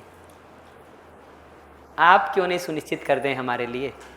ये अभाव की ज़िंदगी में जी करके ही हम क्यों ज्ञानार्जन कराना चाहते हैं जी? तृप्ति की ज़िंदगी के साथ भी तो ज्ञानार्जन हो सकता है। तो ये जो रोज़मर्रा के जीने में जो उचित अपेक्षाएं हैं हमारी, वो हम एक दूसरे के लिए पूरा कर सकें, वही हमको ठीक लगता है। तो ये जो रिकॉग्निशन कह रहे हैं, ये तो मेरी दृष्टि में सम्मान है कि अगले की जो योग्यता है उसको कहने का कोई ढंग पहचानेंगे कि नहीं पहचानेंगे, या अगले की अयोग्यता की शिकायत भर करते रहेंगे।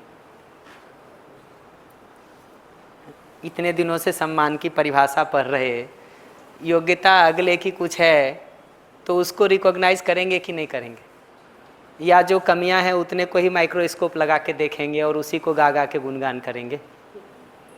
और अगर यही तो मेन झगड़े का कारण है। और अगर अगले की योग्यता है और उसको हम रिकॉग्नाइज नहीं कर रहे, उसको हम बता नहीं रहे, ये उचित आकलन है क्या अगले का?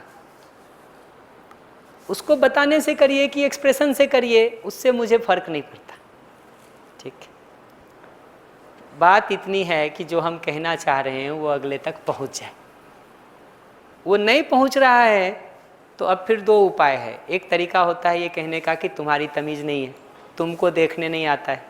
मेरे हिसाब से दूसरा तरीका है कि अगले की भाषा में हम उसको क्यों नहीं एक्सप्रेस कर दें कि हम अपनी भाषा में ही करते रहें और अगले को पकड़ में ना आए। अगर अगले को नहीं पकड़ में आ रहा है तो जैसे अगले को पकड़ में आता है वैसे एक्सप्रेस करने में भी क्या तकलीफ है जी, क्या तकलीफ है। तो परिवार को तो मैं उस जगह के रूप में देखता हूँ जहाँ ये उचित अपेक्षाएं हमारी एक दूसरे से पूरी हो सके। पहला स्टेप तो मैं ये कहूँगा, मानवीयता को मैं इस जगह पे देखता हूँ कि जो उचित अपेक्षा है वो हम एक दूसरे की पूरी कर सकें, पूरी कर सकें। तो जो आपकी उचित अपेक्षा है वो मैं पूरी कर सकूं, जो मेरी उचित, ठीक है। अब इसके आगे ये जगह बनता है कि अगला अगर इसको नहीं पूरा कर रहा है तो क्या करें, ठीक है। तो एकदम सिंपल सी बात है उस जगह पर कि हमको पीछे जाके थोड़ा ये देखने की ज़रूरत पड़ती है कि ये सम्मान की अपेक्षा अगर दूसरे से पूरी नहीं हो रही, स्नेह की अपेक्षा अगर दूसरे से पूरी नहीं हो रही है, ठीक है, तो ये नीड का कोई अल्टरनेटिव है क्या, ठीक है, अल्टरनेटिव है क्या? क्या दूसरों से ही हमको इसको पूरा करते रहना पड़ेगा? अगर वो हो ही नहीं रहा है और हमको अपने पे ही काम करना है, तब ये सवाल पूछने की ज़रूरत है कि क्या ये सम्मान और स्नेह की जो हमारी अपेक्षा है दूसरे से, क्या यही हमारे सुखी होने का एकमात्र उपाय है या अल्टरनेटिव विकल्प भी कुछ हो सकता है? क्योंकि मूल मुद्दा तो ये सम्मान या स्नेह पा करके हम सुखी होना ही तो चाह रहे हैं, हम आराम में ही तो आना चाह रहे हैं। तो मूल मुद्दा फिर सुखी होना या आराम में आना है, जिसके लिए एक स्ट्रेटजी है परस्परता में सम्मान और स्नेह का सुनिश्चित होना। अल्टरनेटिव स्ट्रेटजी हो सकती है क्या कोई? ये प्रश्न बनता है और उस प्रश्न का उत्तर हमारा ये है कि अस्तित्व की सच्चाई को जितना जितना हम देखने और समझने का काम करते हैं, वो समझ या ज्ञान, वो नॉलेज, वो राइट अंडरस्टैंडिंग जितना जितना हमको अपने में सुनिश्चित होता जाता है, जीवन उससे तृप्त रहता है, संतुष्ट रहता है, सेटिस्फाइड रहता है। इसी तरह से जितना जितना अपने अंदर विश्वास, सम्मान, स्नेह, प्रेम जैसे भाव दूसरों के लिए अपने में विकसित होते जाते हैं, उतना उतना अपने अंदर भरते जाते हैं हम, पूर्णता का एहसास होता जाता है, कंप्लीटनेस हमको महसूस होता रहता है। ऐसे ही व्यवस्था में भागीदारी के काम को हम जितना सटीकता से कर पाते हैं, उससे हमको बहुत तृप्ति मिलती है, हमको अपने जीवन की सार्थकता का एहसास होता है। तो समझदारी के आधार पर परिवार समूह में विश्वास, सम्मान, स्नेह, प्रेम जैसे भावों को अपने में सुनिश्चित करके अपनी तरफ से जीने के आधार पर और समाज की व्यवस्था में सार्थक भागीदारी करने के आधार पर अपने में तृप्ति बनी रहती है। इसका नाम संतोष है। सुख कह लें, शांति कह लें, संतोष कह लें, आनंद कह लें, आपका चॉइस है। मैं तो अभी सबको एक कैटेगरी में डाल दिया हूँ, अभ्यास की दृष्टि से एक कैटेगरी में डाल दिया। पर मुद्दा ये है कि एक बार जीवन अगर तृप्त है समझदारी से, संबंध में सही भाव को अपने में सुनिश्चित करके दूसरे को देने से और व्यवस्था में अपनी सार्थक भागीदारी से अगर जीवन तृप्त है, तो उस तृप्ति को पाने के लिए बाकी जगह कहाँ ढूंढने जाएगा? तो जीवन के लिए मूल मुद्दा तो तृप्ति का है। जैसे शरीर के लिए मूल मुद्दा स्वास्थ्य है, ठीक है, न कि मूल मुद्दा रोटी खाना है या चावल खाना है। रोटी नहीं भी मिले, स्वास्थ्य सुनिश्चित हो जाए, शरीर का काम चल जाएगा।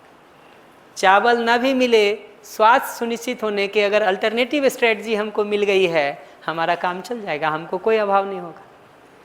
तो वो डिजाइन है कि ये जीवन जो सुखी होने के लिए इन सारी नीड को पहचान रहा है, परस्परता में सम्मान को, स्नेह को, ये सुखी होने की अपेक्षा पूरी हो जाती है अपने में समझदारी से, संबंध में अपनी तरफ से भावों को सुनिश्चित करके निर्वाह करने से और व्यवस्था में सार्थक भागीदारी करने से। तो ऐसा तृप्त जीवन अब अपनी तृप्ति के लिए कोई दूसरा नीड ही नहीं पैदा होता है। नीड ही नहीं पैदा होता है। तो ये दूसरी स्ट्रेटजी है उसको सॉल्व करने की, अगर पहली स्ट्रेटजी पूरी नहीं हो रही हो तो। लेकिन मैं व्यक्तिगत रूप से कहूँगा कि पहली स्ट्रेटजी को पहले सुनिश्चित करना ज़्यादा ठीक है। ये दूसरी वाली करने में मेहनत थोड़ा ज़्यादा लगता है, मेहनत थोड़ा ज़्यादा लगता है, मेहनत थोड़ा ज़्यादा लगता है। दूसरी वाली स्ट्रेटजी को करने में थोड़ा ज़्यादा पुरुषार्थ चाहिए, थोड़ा ज़्यादा परिश्रम चाहिए। दूसरी वाली स्ट्रेटजी में एक और जो चूक होती है सामान्य रूप से, वो भी मैं बता देता हूँ। जब हम इस तरह से जीने जाते हैं कि स्नेह की अपेक्षा दूसरे से नहीं रख करके खुद में ही सुनिश्चित करेंगे, तो जीवन सामान्य रूप से जीते हुए आदमी की एक बड़ी कठिनाई होती है कि हम अगर आपसे स्नेह की अपेक्षा छोड़ देते हैं ना, तो हम भी आपके लिए जिम्मेदारी निर्वाह करना छोड़ देते हैं। तो आपसे सिर्फ हम अपेक्षा छोड़ते हैं ऐसा नहीं है, अपनी तरफ से जो हमको करना होता है ना वो भी हम छोड़ देते हैं। और अगर वो छोड़ देंगे तो कोई नीड पूरी नहीं होने वाली है, कोई तृप्ति नहीं होने वाली है, बल्कि दूसरे से अपेक्षा और बनी ही रहेगी गहरे में कहीं, आप बाहर से कितना भी उसको छोड़ दें। तो तृप्ति का जो एहसास है वो स्वयं में समझदारी से है। अपने में विश्वास, सम्मान, स्नेह जैसे भावों को सुनिश्चित करके स्वेच्छा और प्रसन्नता पूर्वक संबंध में अपनी जिम्मेदारी का निर्वाह करने से है, और मानवीय व्यवस्था में सार्थक भागीदारी की दिशा में अपने को अर्पित करने से। इससे अगर तृप्ति मिल रही है तो ये गंगा जल बहते हुए तृप्ति है, बहते हुए गंगा जल को पीने की तृप्ति है। वो हो जाए तो किसी भी दूसरे नाले में मुंह मारने की ज़रूरत नहीं है जहाँ पानी के साथ कुछ कंकर भी मिल जाते हैं, ज़रूरत ही नहीं पड़ती। तो अगर हम चाहते भी हैं कि अगला उस नीड से फ्री हो ना, तो इस जगह पर सहयोग कर पाना मुख्य मुद्दा है। और उस जगह पर सहयोग कर पाने के पहले अगले की हमारे में संबंध में आश्वस्ति हो, वो हमको संबंधी के रूप में देखता हो, मैं उसका शुभ चाहता हूँ, ये बात उसको दिखाई दे, ये स्वीकृति जरूरी है, उसके बिना गति नहीं हो सकती। जी दीदी। इसमें दो चीज़ दिखी मुझे। पहले तो जो आपने अभी बताया कि एक लोनलीनेस है, एक विरक्ति वाला भाव दिखा, या तो एकदम टॉप प्रेम दिख रहा है कि मैं सबके प्रति फिर वैसे भाव के साथ, तो ये सच में सेकंड वाला बहुत टफ दिख रहा है। क्योंकि एक तो या तो आप विरक्त हो जाओ कि मेरे को, मैं अपने में सुख और स्नेह, समाधान, सारी चीज़ें मेरे लिए ही है, फिर या तो प्रेम हो जाए कि वो सब में मैं वैसे ही भाव के साथ देखता हूँ। जी यही कह रहा हूँ मैं भी। उधर सुन लेते हैं, आप भी कुछ कह रहे हैं? सुन ले, इनको सुन ले पहले, फिर पीछे कर दीजिएगा। ये मतलब ये जो सेकंड वाला आपने बताया, जो तृप्ति अपने को अस्तित्व से मिल रही है, क्या ये जो एप्रिसिएशन और ये जो चाहना है, ये बेसिकली उसी भूख को मतलब अपन आगे से भरना चाह रहे हैं, या फिर क्योंकि ये होता ये है कि ये एप्रिसिएशन आप आज करो, कल फिर 2 चीज़ों की बढ़ती है, कल 4 की बढ़ती है, और ये मुझे लगता है ये शायद कंटिन्यूस बनी रहती जब तक वो तृप्ति ना हो। बुरा नहीं मानिएगा, ये बात दूसरे के लिए दिखाई देती है कि उसका 2 एप्रिसिएशन का नीड पूरा कर दिए तो वो 4 की लिस्ट ले आई। अपना दिखाई नहीं देता है कि हमारा 2 अगले ने पूरा कर दिया, फिर हम भी 4 पे चले गए। कठिनाई सारी वहाँ खड़ी है, दूसरे का पूरा करने में तो हमको ये सब तर्क दिखाई देता है।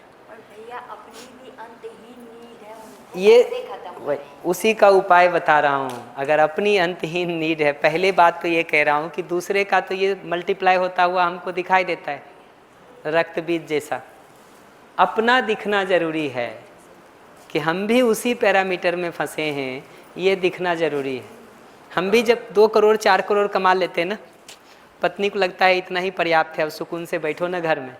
हमको लगता है नहीं, अभी 4-6 करोड़ और कमाने की ज़रूरत है।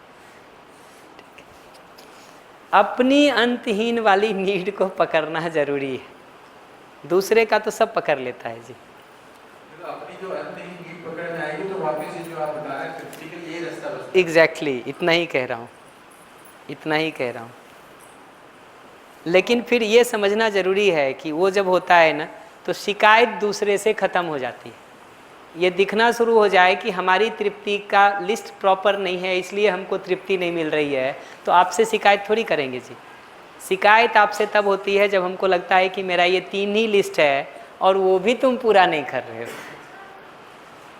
ये सेकंड स्ट्रेटेजी में मैं खुद को उचित अपेक्षाओं के साथ समझदारी में आत्मनिर्भर के रूप में देख पा रही हूँ। जी। अच्छा, दूसरी चीज ये है कि जो चूक हमसे हो रही है, यदि मैं ये मानूं कि मैं पूर्ण हूँ पर अक्रिय नहीं हूँ। सॉरी? मैं पूर्ण हूँ पर अक्रिय नहीं हूँ। हाँ। जैसे ठीक है, इसका भाव है पूर्ण हूँ बट अक्रिय नहीं हूँ, तुमसे स्नेह बना हुआ है और तुम्हारे लिए अपनी जिम्मेदारी का पूरा निर्वहन कर सकती हूँ। जी जी, अच्छा भाव हो सकता है। हाँ, इतना ही कह रहा हूँ मैं भी, इतना ही कह रहा हूँ। उत्तर पूरा हो गया या कुछ और पूछ रहे हैं? बढ़िया। अब हम अभय पे आ जाते हैं और प्रश्न को हम रोक लेते हैं आधे घंटे के लिए। थोड़ा सुन लीजिए तो कुछ बातें स्वाभाविक रूप से पकड़ में आ जाएगी। भय किस बात का होता है उसको अगर देखेंगे ना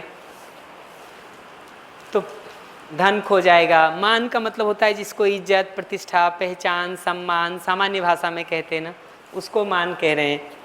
पद है, पद दोनों तरह का है, कुछ सरकारी पद खो जाए ये भी है, कुछ घर परिवार में भी हमको महत्वपूर्ण मानने का जो पद होता है, हम ही घर के हेड हैं, ठीक, वो खो जाए उसका भय है। प्राण भय का मतलब है शरीर के खोने का भय। ये भय हमको दिखाई देता है सामान्य रूप से। अभय का मतलब है इन सारे के खोने के भय से हमको मुक्त हो मिल जाए, इसको अभय कह रहे हैं। तो निषेधात्मक भाषा में, निगेटिव लैंग्वेज में कहेंगे तो प्राण, पद, मान, भय इसके खोने को कह रहे हैं, ठीक है। और अभय कह रहे हैं इनके खोने के भय से मुक्ति हो जाए। पॉजिटिव लैंग्वेज में कहेंगे तो सहअस्तित्व पर, व्यवस्था पर, संबंध पर, कोएग्जिस्टेंस पर, हार्मनी पर, रिलेशनशिप पर हमको विश्वास हो जाए, हमको ट्रस्ट हो जाए तो भय से हम मुक्त हो जाते हैं, भय से मुक्त हो जाते हैं। ये भय से मुक्त होने के लिए क्या समझना जरूरी है उसको देखेंगे तो 2-3 बातें लिखी हुई है। क्यों चाहते हैं हम तो बहुत क्लियर है, भय हम चाहते नहीं हैं। भय एक असहजता की स्थिति है जिससे हम बाहर निकलना चाहते हैं, इसलिए अभय हमारी ज़रूरत है, विश्वास हमारी ज़रूरत है। क्या समझ होने से ये दिखाई देता है, वो ये बात कह रहे हैं कि जो परिवर्तनशील है उसको खोना ही है, उसको बदलना ही है। जो निरंतर है वो खो भी नहीं सकता, बना ही रहता है। जैसे आप कितना भी बढ़िया घर बना दें, अगर आप चाहेंगे कि वो घर हमेशा बना रहे, ये संभव नहीं। आप कितना भी अनाज का उत्पादन कर लें, आप सोचें कि ये अनाज सालों ऐसे ही बना रहे, गेहूं सालों ऐसे ही बना रहे, चना सालों ऐसे ही बना रहे, ये संभव नहीं। पुराने नीति ग्रंथ का एक श्लोक है, धन की 3 ही गति है। वो कहता है पहली गति है कि दान दे दो, जिसका मतलब है दूसरे उसका उपयोग कर लें, ठीक है। दूसरी गति कहते हैं कि तुम उपयोग कर लो, उसको उस समय की भाषा में भोग कहते, कि हम उपयोग कर लें, अपने लिए प्रयोग कर लें। कहा ये दोनों अगर नहीं करोगे, दान भी नहीं करो, उपयोग भी नहीं करो, तो तीसरा अपने आप हो जाता है, वो है नाश। वो नाश हो जाता है, छूटा भी नहीं रहता है। बड़े से बड़ा महल बना लीजिए, एक दिन खंडहर में बदल ही जाता है। अच्छा से अच्छा कपड़ा पहन लीजिए, एक दिन फटना ही है, ठीक है। अधिक से अधिक सुविधा और संसाधन कमा लीजिए, वो साइकिल है जी। नेचर का डिजाइन ही साइक्लिक है, आवर्तनशील है, वो घूमता रहता है चक्र में। उस चक्र में आप कुछ भी निकालिए, वो थोड़े दिन में घूम के दूसरी जगह पर आना ही है। और वही नेचर की ब्यूटी भी है, ब्यूटी भी है। हम उसमें से किसी चीज़ को निकाल के सोचते हैं कि वो हमेशा बना रह जाए, ये सोच में प्रॉब्लम है, न कि नेचर में प्रॉब्लम है। जो मैं पीछे कह रहा था ना, नियम पहले है, हमारा करना बाद में है। हम नियम को तोड़ करके कुछ कर लेने का कोशिश करेंगे, कुछ खास हाथ में लगेगा नहीं, दुख के अलावा, समस्या के अलावा, पीड़ा के अलावा। तो नियम हमको समझ में आता है कि धन की जगह पर जो कुछ भी हमने उत्पादन किया है, जो कुछ भी हमने अर्जित उपार्जित किया है, वो एक समय में बदल ही जाएगा। उसको पकड़ के कितना भी हम रखने का कोशिश करें, वो रुक नहीं सकता है, क्योंकि नेचर अपने आप में ही साइक्लिक। वही बात शरीर के लिए भी लागू होती है। वही बात, जो बात धन के लिए कह रहा हूँ, वही बात शरीर के लिए भी लागू होती है कि शरीर भी इसी प्रक्रिया में साइक्लिक, वो इस प्रक्रिया में घूमेगा ही। कितना भी हम उसको स्थिर और निश्चित रखने का कोशिश करें, ठीक, वो प्रक्रिया का हिस्सा ही है कि वो एक समय के बाद वापस जहाँ से बनने का काम हुआ है वहीं मिल जाने की प्रक्रिया में पहुँच जाता है। पद के बारे में ये हो गया, धन हो गया, प्राण हो गया। पद के बारे में भी ये बात दिखाई देती है कि पद वस्तुतः व्यवस्था में भागीदारी की दृष्टि से जरूरी है। परिवार की व्यवस्था ठीक चले, समाज की व्यवस्था ठीक चले, उस दृष्टिकोण से पद है। पद को अगर हम अपने पहचान और सम्मान से जोड़ लेंगे तो ज़्यादा योग्य लोगों को हम उस पद पर आने नहीं देंगे, ठीक है। मरते समय तक भी हम उसी पद पर चिपके रहना चाहेंगे, जैसे आज के बहुत सारे राजनेताओं का होता है, ठीक है। वो कुर्सी से ऐसे चिपक जाते हैं कि लगता है बस जिंदगी भर का साथ है, अब बाकी कुछ भी छूट जाए, कुर्सी नहीं छूटनी चाहिए। तो ये पद जो है ये व्यवस्था में भागीदारी की दृष्टि से है, चाहे परिवार की व्यवस्था हो, चाहे समाज की व्यवस्था हो। अगर उसको ही हम पहचान का मुद्दा बना लेते हैं, तो हम पद के साथ न्याय नहीं कर पाते, क्योंकि किसी भी पद पर रहते हुए सार्थक भागीदारी हम एक समय सीमा तक ही, एक उम्र तक ही, एक स्थिति परिस्थिति के साथ ही कर पाते। उसके बाद हम कई मामलों में आउटडेटेड हो जाते हैं। तब भी हम उस पद पर बने रहने का प्रयास करेंगे तो समस्या देने ही वाला है, पीड़ा देने ही वाला है, बाधा देने ही वाला है। मान के बारे में मुझे ये दिखाई देता, ठीक है, मान कहिए, यश कहिए, जो भी आप उसको कहिए, उसके बारे में ये दिखाई देता कि अगर संसार के सभी लोग समझदार और जिम्मेदार नहीं हो गए तो आप कोई भी काम करिए, कुछ लोग उसको एप्रिशिएट करेंगे, कुछ लोगों को शिकायत होगी। तो ये दोनों स्थितियां बनी ही रहेगी। मान देने वाले लोग भी रहेंगे, मान को भंग करने वाले लोग भी रहेंगे, अगर पूरा संसार समझदार और जिम्मेदार नहीं हो गया है तो। ये बात भी दिखाई देती है कि पूरा संसार अगर ठीक हो भी जाए ना, तो भी हम जो अच्छा किए हैं उसका यश या उसका मान तो मिलता है, लेकिन कुछ समय के बाद वो हटना ही है, क्योंकि दूसरे लोग भी तो क्यू में हैं अच्छा करने के लिए। और आज भी हम अकेले थोड़ी हैं जो हम अच्छा कर रहे हैं। तो हर जगह अगर हम अपना ही मान ढूंढते रहेंगे, अपना ही यश ढूंढते रहेंगे, तो कैसे चलेगा, कैसे चलेगा। और अगर हम चाहेंगे कि अनादि काल से अनंत काल तक हमारा यश बना रहे, तो कैसे संभव है जी।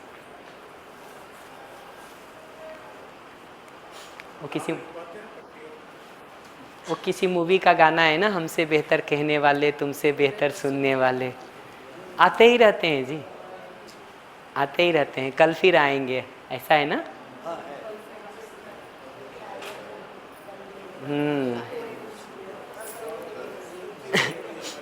तो ये दिखना जरूरी है कि प्राण, पद, मान, धन ये सब परिवर्तनशील हैं।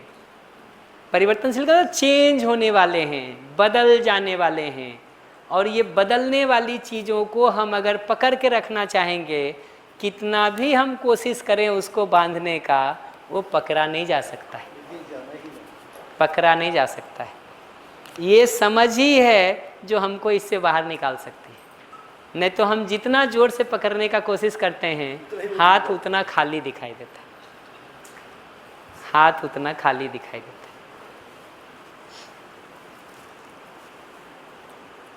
तो उसी बात के लिए लिखा है कि अभय का अभ्यास कैसे करें। तो अस्तित्व अगर सहअस्तित्व के रूप में दिख पाए, व्यवस्था के रूप में दिख पाए, तो हम भय से मुक्त हो पाते हैं।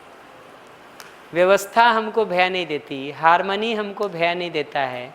डिसहार्मनी या अव्यवस्था जब कभी हमको लगने लगती है तो वो हमको भय देती है। ऐसे ही ये बात लिखा है कि अस्तित्व में हर इकाई की आवश्यकता पूर्ति का विधान है।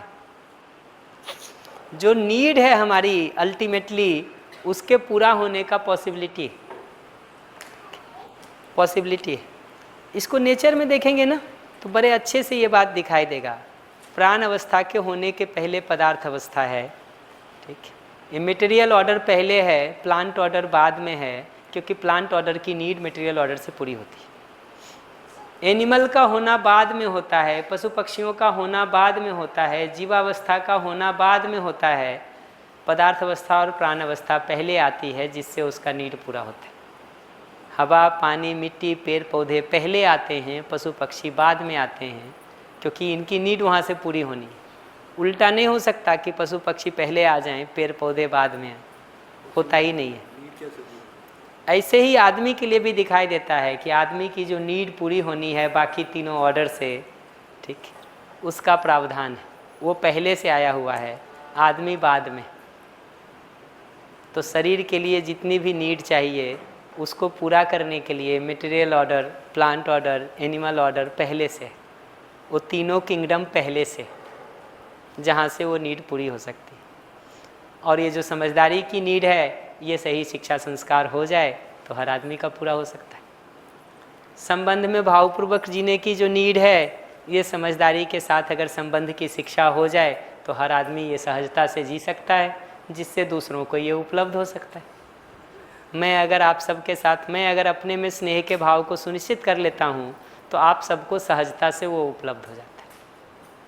इसी को लिखा है आवश्यकता पूर्ति का विधान है। प्रोविजन, लॉ, नियम। ऐसे ही ये बात कह रहे हैं कि ये जो प्राण मतलब शरीर का जो नश्वरत्व दिखाई देता है ना, शरीर के मरने का जो भय दिखाई देता है, अपनी जीवन क्रियाओं को जितना हम ऑब्जर्व करते हैं, डिज़ायर की, थॉट की, एक्सपेक्टेशन की, एक्टिविटी को, इच्छा की, विचार की, आशा की, क्रिया को हम जितना जितना अपने में ऑब्जर्व करते हैं और वो निरंतर बना हुआ दिखाई देता है, उतना उतना हमको जीवन की क्रियाओं के ऊपर, सेल्फ की एक्टिविटी के ऊपर उसकी निरंतरता समझ में आती है, उस पर हमारा भरोसा बनता है। तो सेल्फ की एक्टिविटी के कंटिन्यूअस होने के आधार पर हमको मृत्यु के भय से मुक्ति मिलती है, बॉडी की हाँ सेल्फ की एक्टिविटी को। और जिन्होंने भी बेसिक वर्कशॉप कर रखा है, मैं उन्हीं के लिए बोल रहा हूँ, नहीं तो बाईपास कर सकते इन सारे स्टेटमेंट्स को। सेल्फ की एक्टिविटी के कंटिन्यूअस होने के आधार पर जब हम अपनी डिज़ायर की, थॉट की, एक्सपेक्टेशन की एक्टिविटी को कंटिन्यूअस देख पाते हैं, रियलिटी को हम जितना जितना समझते जाते हैं वो समझ हम में कंटिन्यूअस बना रहता है, इस बात को हम देख पाते हैं। अपना नेचुरल एक्सेप्टेंस हर समय एक जैसा बना रहता है, उस बात को हम जितना देख पाते हैं उतना उतना सेल्फ के कंटिन्यूअस होने पर हमारा भरोसा बनता जाता है। और शरीर के खो जाने का जो भय हमको होता है, उस भय से हमको मुक्ति मिलती जाती है। क्योंकि भय जो हो रहा है ये कोई हाथ पैर को नहीं हो रहा है, ये कोई आँख कान को नहीं हो रहा है, ये कोई लीवर, किडनी, फेफड़े, लंग्स को नहीं हो रहा है। भय हमको हो रहा है, सेल्फ को हो रहा है। भय सेल्फ में है, बॉडी में नहीं है। बॉडी को भय नहीं है, भय सेल्फ को है। तो सेल्फ की एक्टिविटी को कंटिन्यूअस देखने के आधार पर, नेचुरल एक्सेप्टेंस की क्रिया को कंटिन्यूअस देखने के आधार पर, अपने में जो रियलिटी का अंडरस्टैंडिंग होता है, उसकी जो समझ होती है, उसके कंटिन्यूअस बने रहने के आधार पर हमको शरीर के खोने के भय से मुक्ति मिलती है। ऐसे ही मानव में मूलतः शुभ की चाहना है। गलती करता हुआ आदमी भी मूल में शुभ चाहता है। इस बात को देखने से भय से मुक्ति मिलती है, क्योंकि हमको लगता है कि आप में भी सुधार की संभावना है। अगर हमको सिर्फ आपकी गलती ही दिखाई देती है तो लगता है आप हमको लूट लेंगे, प्राण, पद, मान, भय सब पर खतरा है हमको। लेकिन उस गलती करते हुए आदमी में भी अगर हम ये देख पाते हैं कि मूल में उसकी चाहना शुभ की ही है, वो एक संभावना देती है हमको कि एक दिन हम ठीक से जी भी सकते हैं। वो होप ख़त्म नहीं होता है, वो होप बना रहता है, होपलेस नहीं हो जाते हैं।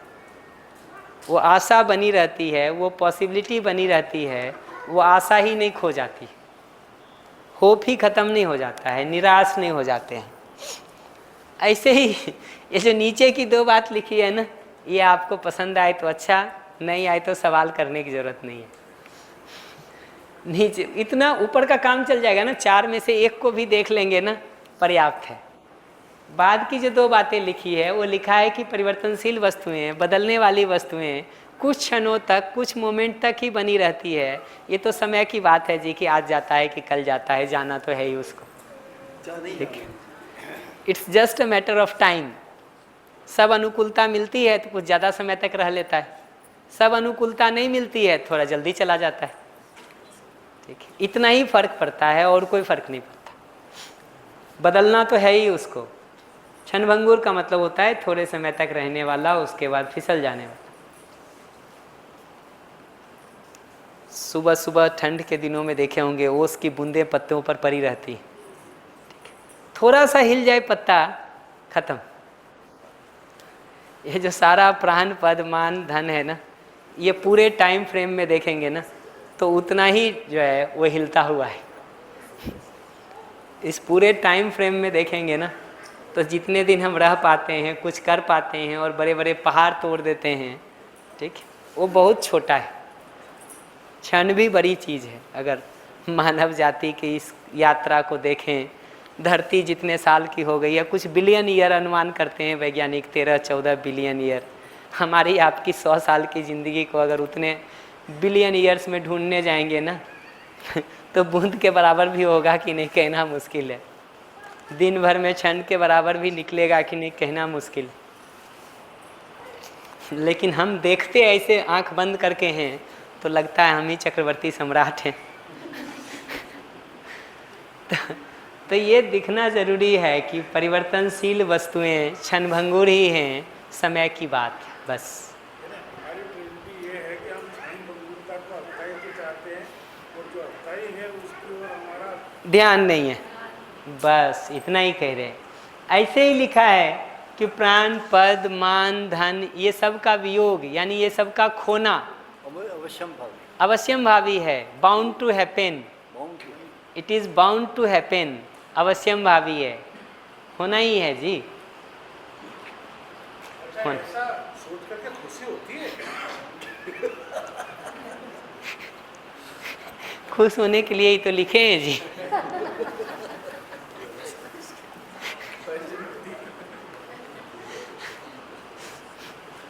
डिटैचमेंट आने लगता है कि अगर अंडरस्टैंडिंग आती है जी, उसमें इतना ही ध्यान रखना पड़ता है कि डिटैचमेंट के साथ जिम्मेदारी बनी रहे। निर्लिप्तता के साथ साथ, निर्लिप्तता जानते हैं, हिंदी का एक बड़ा शब्द है। लेप चढ़ जाता है ना किसी चीज़ का, वो लेप ना चढ़े। निर्लिप्तता के साथ साथ जिम्मेदारी भी उतना ही जरूरी है। हम 2 में से कोई एक छोर में चले जाते हैं। निर्लिप्त होते हैं तो जिम्मेदारी में भी लात मार देते हैं, और जिम्मेदारी निभाने लगते हैं तो इतने लिम्पाईमान हो जाते हैं उसमें, इतना लेप चढ़ जाता है उसमें कि शरीर के बदले पूरा कालिख और कीचड़ ही दिखाई देता है मुंह पे। ये 2 स्थिति में हम चले जाते हैं। या तो हम पूरी तरह से कीचड़ में लोट पलोट लगा लेते हैं जब जिम्मेदारी निभाने जाते हैं तो, या निर्लिप्त होने लगते हैं तो फिर दुनिया मरे बचे, हमको कोई मतलब नहीं, वहाँ पहुँच जाते हैं। ये दोनों का संतुलन, संतुलन का मतलब है अल्टीमेट जो जगह है वो तो ये है कि अधिकतम भागीदारी और पूर्णतः निर्लिप्तता। अगर मैं अपना गोल देखता हूँ कि इसमें ऊपर बढ़ने की जगह क्या है, तो अधिकतम भागीदारी, यानी जितना अभी कर पा रहा हूँ इससे अधिक और कर सकूँ, जितना एक मानव अधिकतम कर सकता है, ठीक है। सब तो कोई नहीं कर सकता जी, इतनी बड़ी दुनिया में कितना क्या करेगा, लेकिन अधिकतम भागीदारी जो हमसे हो सकती है वो हम कर सकें, ये एक गोल है। और निर्लिप्तता को मैं अधिकतम भी नहीं कहूँगा, पूर्णतः निर्लिप्त रह सकें, ये जरूरी है। लेप थोड़ा भी नहीं चढ़े, प्रभाव थोड़ा भी न पड़े हम पर, अपनी स्थिति यथावत बनी रहे और भागीदारी अधिकतम कर सकें। गोल तो हमको ये दिखाई देता, अधिकतम भागीदारी, पूर्णतः निर्लिप्तता। कठिनाई ये होती है कि हम दोनों एक साथ छोड़ते हैं या दोनों एक साथ पकड़ते हैं। तो भागीदारी करते हैं तो लेप भी चढ़ा लेते हैं, निर्लिप्त होने का काम करते हैं तो भागीदारी से भी विमुख हो जाते हैं। मैं तो पहले ही कह दिया कि ये नीचे के 2 पॉइंट नहीं पकड़ में आए तो छोड़िए ना जी, ऊपर का इतना है वही बहुत है।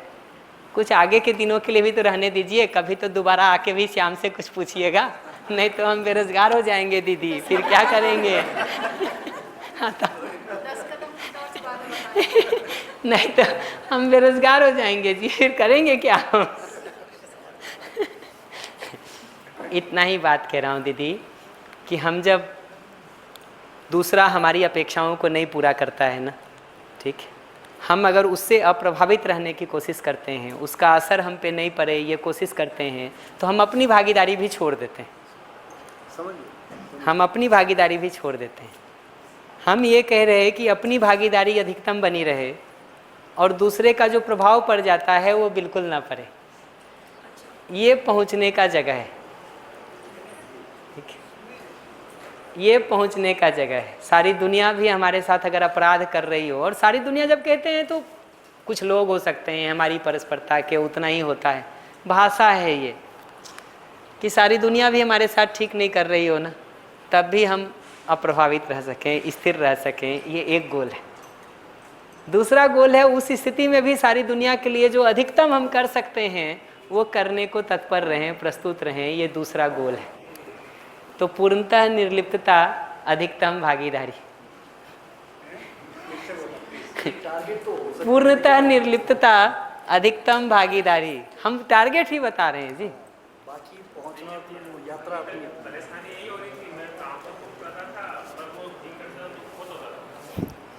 वही बता रहा हूँ।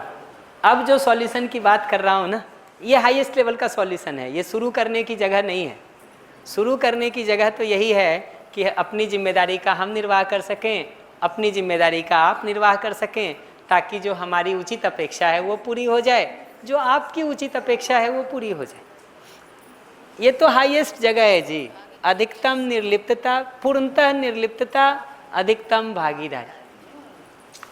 बाकी तो ये यात्रा अपनी अपनी है, जितना जो अब इसमें जहाँ खड़े हैं वहाँ से आगे बढ़ सकें। चूक ये वाला ना करें कि निर्लिप्तता साधें तो भागीदारी को भी छोड़ दें, ये चूक है। भागीदारी साधने जाएं और उसमें इतने डूब जाएं कि होश ही न रहे कुछ, ठीक, ये भी ठीक नहीं है। गोल यहाँ खड़ा है, पूर्णतः निर्लिप्तता, अधिकतम भागीदारी।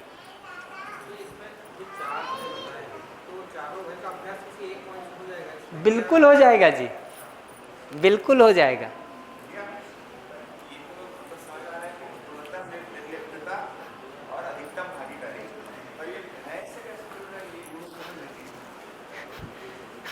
किसी चीज में हम लिम्पायमान हैं तभी तो भय है। प्राण के साथ, पद के साथ, मान के साथ, धन के साथ हम लिम्पायमान हैं। लिम्पायमान जानते हो, उसका लेप चढ़ा हुआ है, उसके साथ तदाकार हो गए हैं, उसके साथ जुड़ गए हैं। उस पर चोट लगती है तो लगता है हम ही को चोट लग गया। धन के साथ जब हम जुड़ जाते हैं ना तो धन खोता है तो लगता है हम ही खो रहे हैं। कार के साथ जब हम जुड़ जाते हैं ना, कार को धक्का लगता है तो लगता है हम ही को धक्का लग गया। ठीक, ये जगह हमारी होती है कि वो धक्का कार को लगे यहाँ तक तो ठीक है, और जो हमको भी लग जाता है साथ में ना, वहाँ से तकलीफ है। तो धन है तो खोएगा ही, मान है तो खोएगा ही, पद है तो खोएगा ही, प्राण है तो खोएगा ही। ये प्राण का खोना जो हमको भी धक्का मार देता है ना, इसका मतलब हम उसके साथ लिम्पायमान हैं, हम उसके साथ तदाकार हैं, हम उसके साथ इतने जुड़ गए हैं कि उसको कुछ होता है तो लगता है हम ही को हो रहा है। समझ में आया? मतलब जड़ के साथ तदाकार होना दुख का कारण है जी। देखते देखते ऐसा लगा कि मान को हो जाने का भय यदि नहीं बचा तो हम तो स्वच्छंद हो जाएंगे। दो पल को यही लगा, फिर ध्यान गया कि यदि सही समझ के साथ सुनिश्चित किया गया है तो ये स्वतंत्रता क्या है। वही तो वो स्वतंत्रता की जगह होती है, क्योंकि हम स्वच्छंद इसलिए नहीं होते हैं कि अस्तित्व सहअस्तित्व के रूप में हमको दिखाई देता है। हम मनमानी इसलिए नहीं करते हैं कि प्रकृति व्यवस्था के रूप में हमको दिखाई देती है। हम किसी दूसरे के साथ कुछ भी गलत इसलिए नहीं करते हैं कि संबंध दिखाई देता है, संबंध में अपनी भागीदारी पूरकता की दिखाई देती है। वो जगह है जो हमको संतुलित रखता है, व्यवस्थित रखता है। अस्तित्व को सहअस्तित्व के रूप में देख पाना, प्रकृति को व्यवस्था के रूप में देख पाना, इकाइयों के साथ अपने को अंतर संबंधित देख पाना, उस संबंध में पूरकता की भागीदारी देख पाना, ये जगह है जो हमको व्यवस्थित रखती है, नियंत्रित रखती है, मनमानी की तरफ नहीं ले जाती।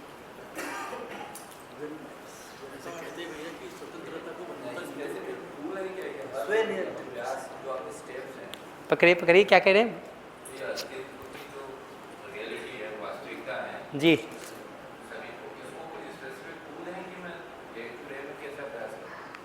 इसका एकदम सिंपल टूल यही है कि अस्तित्व, अगर आपको मान लीजिए ये पहले नियम को देखने से भय मुक्ति हो जाती है, अपने लिए पहचान लीजिए कि कौन से नियम को देखने से आपको भय मुक्त महसूस होता है। इसमें से जो एक नियम आपको पकड़ में आए, मान लीजिए कि हमको पकड़ में आता है कि अस्तित्व को सहअस्तित्व के रूप में देख पाना है, इससे हम भय मुक्त होते हैं, तो हमारा अभ्यास एकदम सिंपल बनता है। वो 4 लाइन जो पहले कहा था, मानव सही समझना चाहता है, सही जीना चाहता है, अपना शुभ चाहता है, हमारा शुभ चाहता है, उसके साथ एक लाइन और जोड़ लें कि अस्तित्व सहअस्तित्व पूर्वक है।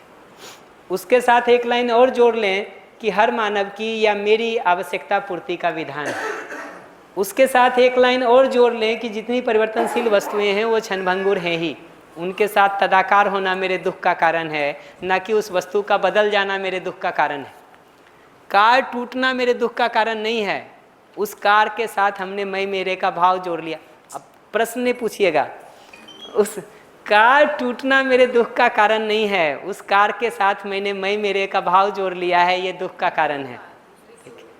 घड़ी खोना दुख का कारण नहीं है, घड़ी मेरी है, ये खोना दुख का कारण है, क्योंकि पड़ोसी की घड़ी खोती है तो चिंता नहीं होती है, पड़ोसी की घड़ी टूट जाती है तो चिंता नहीं होती है, बल्कि किसी जिसको दुश्मन मान रखे हैं उसकी घड़ी खो जाए खुशी भी मिल सकती है।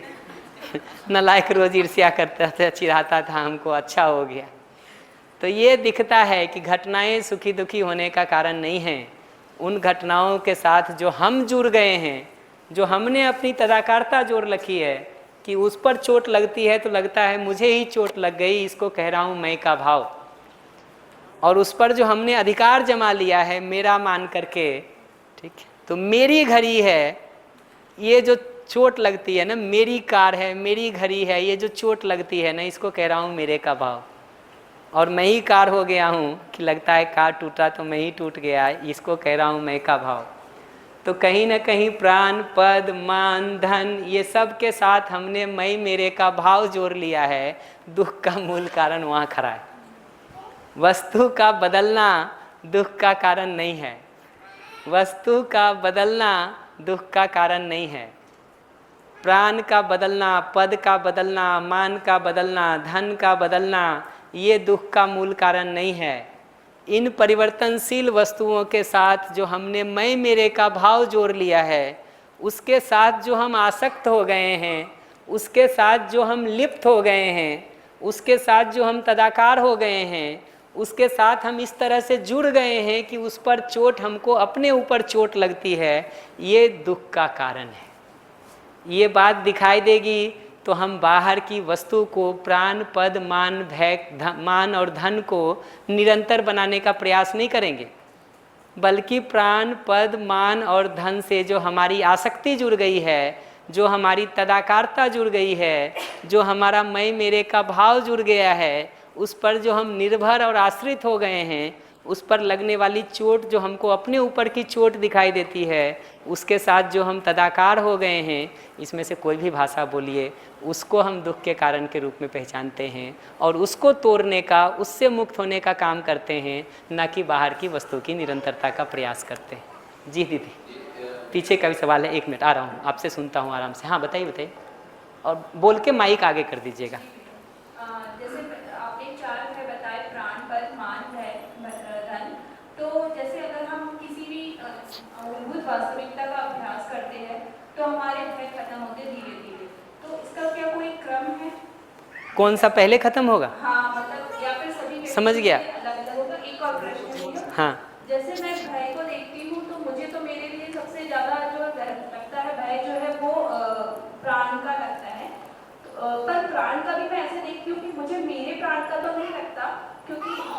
बार जैसे जैसे हम समझ मैं का भय नहीं है, मेरा का भय है। और मुझे अपनों के प्राणों का खोने का ज्यादा भय लगता है बजाय अपने प्राणों। ठीक कह रहे हैं, मैं सहमत हूँ। वो जो आप कह रहे हैं वो मेरा की जगह है, किसी दिन उसको हल करेंगे ना, तो हो सकता है वो मैं से भी जाके जुड़े। अभी जरूरी नहीं है उसको जोड़ना, माइक आगे कर दे सकते हैं।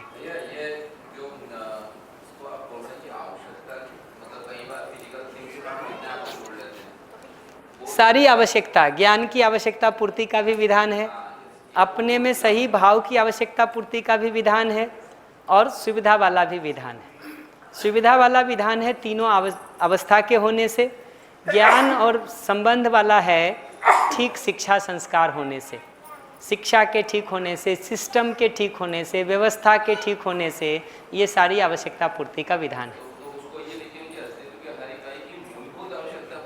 जी जी, बिल्कुल बिल्कुल ऐसा ही है।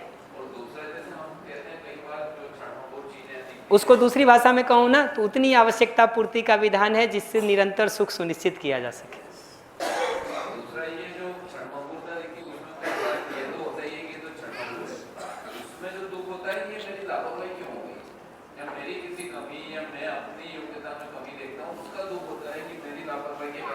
वही अपनी लापरवाही है, तब तो उसको ठीक कर लिया जाए, उसमें कहीं शक नहीं है, उसको आगे ठीक कर लिया जाए। लेकिन साथ में ये भी समझना जरूरी है कि जितनी हमारी समझदारी आज के दिन होगी, जितनी हमारी योग्यता होगी, उतना ही कर पाएंगे। तो अगर उस लापरवाही से डिप्रेशन में जा रहे हैं, तनाव में जा रहे हैं, तो ये पहचानना जरूरी है कि जितना योग्यता है उतना ही हम भी कर सकते हैं, उससे ज़्यादा हम भी नहीं कर सकते, हम भी नहीं कर सकते। वो सीमा अपनी पहचाननी भी जरूरी है। जी, पीछे कुछ कह रहे हैं, उनको सुन के फिर आपको सुनता हूँ आराम से डिटेल में। आप भी कुछ कह रहे हैं क्या? एक मिनट, पहले इनसे सुनना है हमको। हाँ भैया, जैसे यहाँ पर हम लोग इनसे सुनना है। एक मिनट दे रहा हूँ, माइक दे रहा हूँ। जी, मैं यहाँ पे ऑफिशियली रिलीव पे हूँ। आज उज्जैन में ट्रेनिंग है जिसका नोटिस आया है कि जो टीचर नहीं आएगा उसको सीन जारी रहेगा। मैं निश्चित हूँ क्योंकि मैं ऑफिशियल रिलीव पे हूँ और मैं आश्वस्त भी हूँ कि जो होगा सो देखा जाएगा, दे देंगे जवाब। लेकिन कहीं ना कहीं मुझे ये प्रेशर भी है कि यार लेटर अगर मेरे नाम से आए, प्रिंसिपल के नाम से आए तो कोई डाउट ही नहीं, लेकिन मेरे नाम से आया तो मुझे प्रेशर तो है ना। मतलब मैं अगर उसको डेली रूटीन में लेकर आऊँ तो मैं उसको जीने में कैसे पाऊँ, क्योंकि डीओ को भी पता है कि बंदा है नहीं। समझ गया।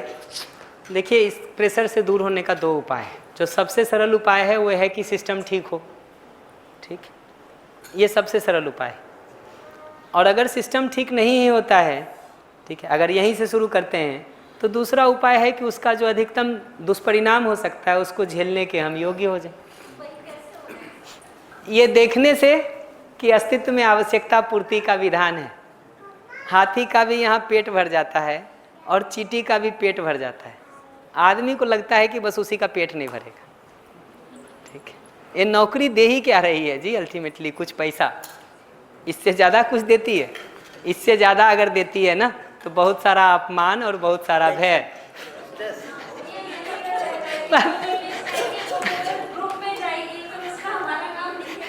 But no offence to anyone, मैं तो सामान्य वो दृष्टि से कह रहा हूँ कि अगर भय होने लगे तो उसका उत्तर दे रहा हूँ। नॉर्मल में इसकी समीक्षा नहीं कर रहा हूँ कि नौकरी क्या देती है और क्या नहीं। मैं तो उस व्यक्ति के लिए ये बात कह रहा हूँ जो उस तनाव में गुजर रहा हो, उसके लिए उत्तर दे रहा हूँ। ये जनरल स्टेटमेंट नहीं है, ये मेडिसिन है। ये स्वस्थ रहने की बात मैं नहीं कर रहा हूँ, मेडिसिन की बात कर रहा हूँ। तो अगर मुझे वो परिस्थिति आए तो मैं तो ऐसे ही सोचता हूँ यार कि छूट जाएगा तो ठीक है जी, ज़िंदगी जीने के और भी तो रास्ते हैं। इतनी दुनिया जी ले रही है तो हम क्यों नहीं जी लेंगे? जी, आपको सुन लेता हूँ, फिर आऊँगा उधर और फिर ब्रेक करना है। जी जी, अभी जो चर्चा हो रही है कि हम बयान के निकल जाने से पद को छोड़ समझ देते हैं तो नीचे कंक्लूजन के रूप में हमें समझ में आ जाता है और अभय दिखाई दे जाता है। दूसरी बात मैं ये कह रहा था कि जो जीवन की क्रियाओं की निरंतरता हम देख पाते हैं, जीवन के अमृत को हम देख पाते हैं, तो यदि किसी प्रिय का हमसे छोड़ के चला भी जाता है तो दुख भी नहीं जी, अमृत को देख पाते। जी बढ़िया। जो दीदी सवाल कह रही थी ना, उसी के उत्तर में मैं नीचे एक बात और कर देता हूँ दूसरी तरह से भी। भय जब हो ना, तो ये प्रश्न पूछना चाहिए कि कारण क्या है भय का। तो आपको दिखेगा भय का कारण ये नहीं है कि लेटर निकल गया है। भय का कारण नौकरी है, नौकरी से मिलने वाले पैसे का छूटना है, सम्मान छूट रहा होगा। तो सम्मान छूट रहा, पैसा छूट रहा, चलिए दोनों में से जो भी कारण हमने पहचान लिया। नीचे ये सवाल पूछना चाहिए कि अपने से ये सवाल पूछने की ज़रूरत है कि क्या वो कारण मेरे सुखी रहने के लिए इतना ज़रूरी है? अगर सुखी होने और वो कारण को पूछें तो क्या वो कारण इतना महत्वपूर्ण है कि उसके लिए हम अपना सुखी होना छोड़ दें? मेरे हिसाब से सुखी होना तो मूल लक्ष्य है ना जी, बाकी सब उसके लिए साधन है। साधन नहीं मिल रहा है उसके लिए हम साध्य छोड़ दें। अगर वो दो में कोई एक ही पकड़ना है तो किसको पकड़ें? साधन पकड़ें कि साध्य पकड़ें, ये मुद्दा है जी।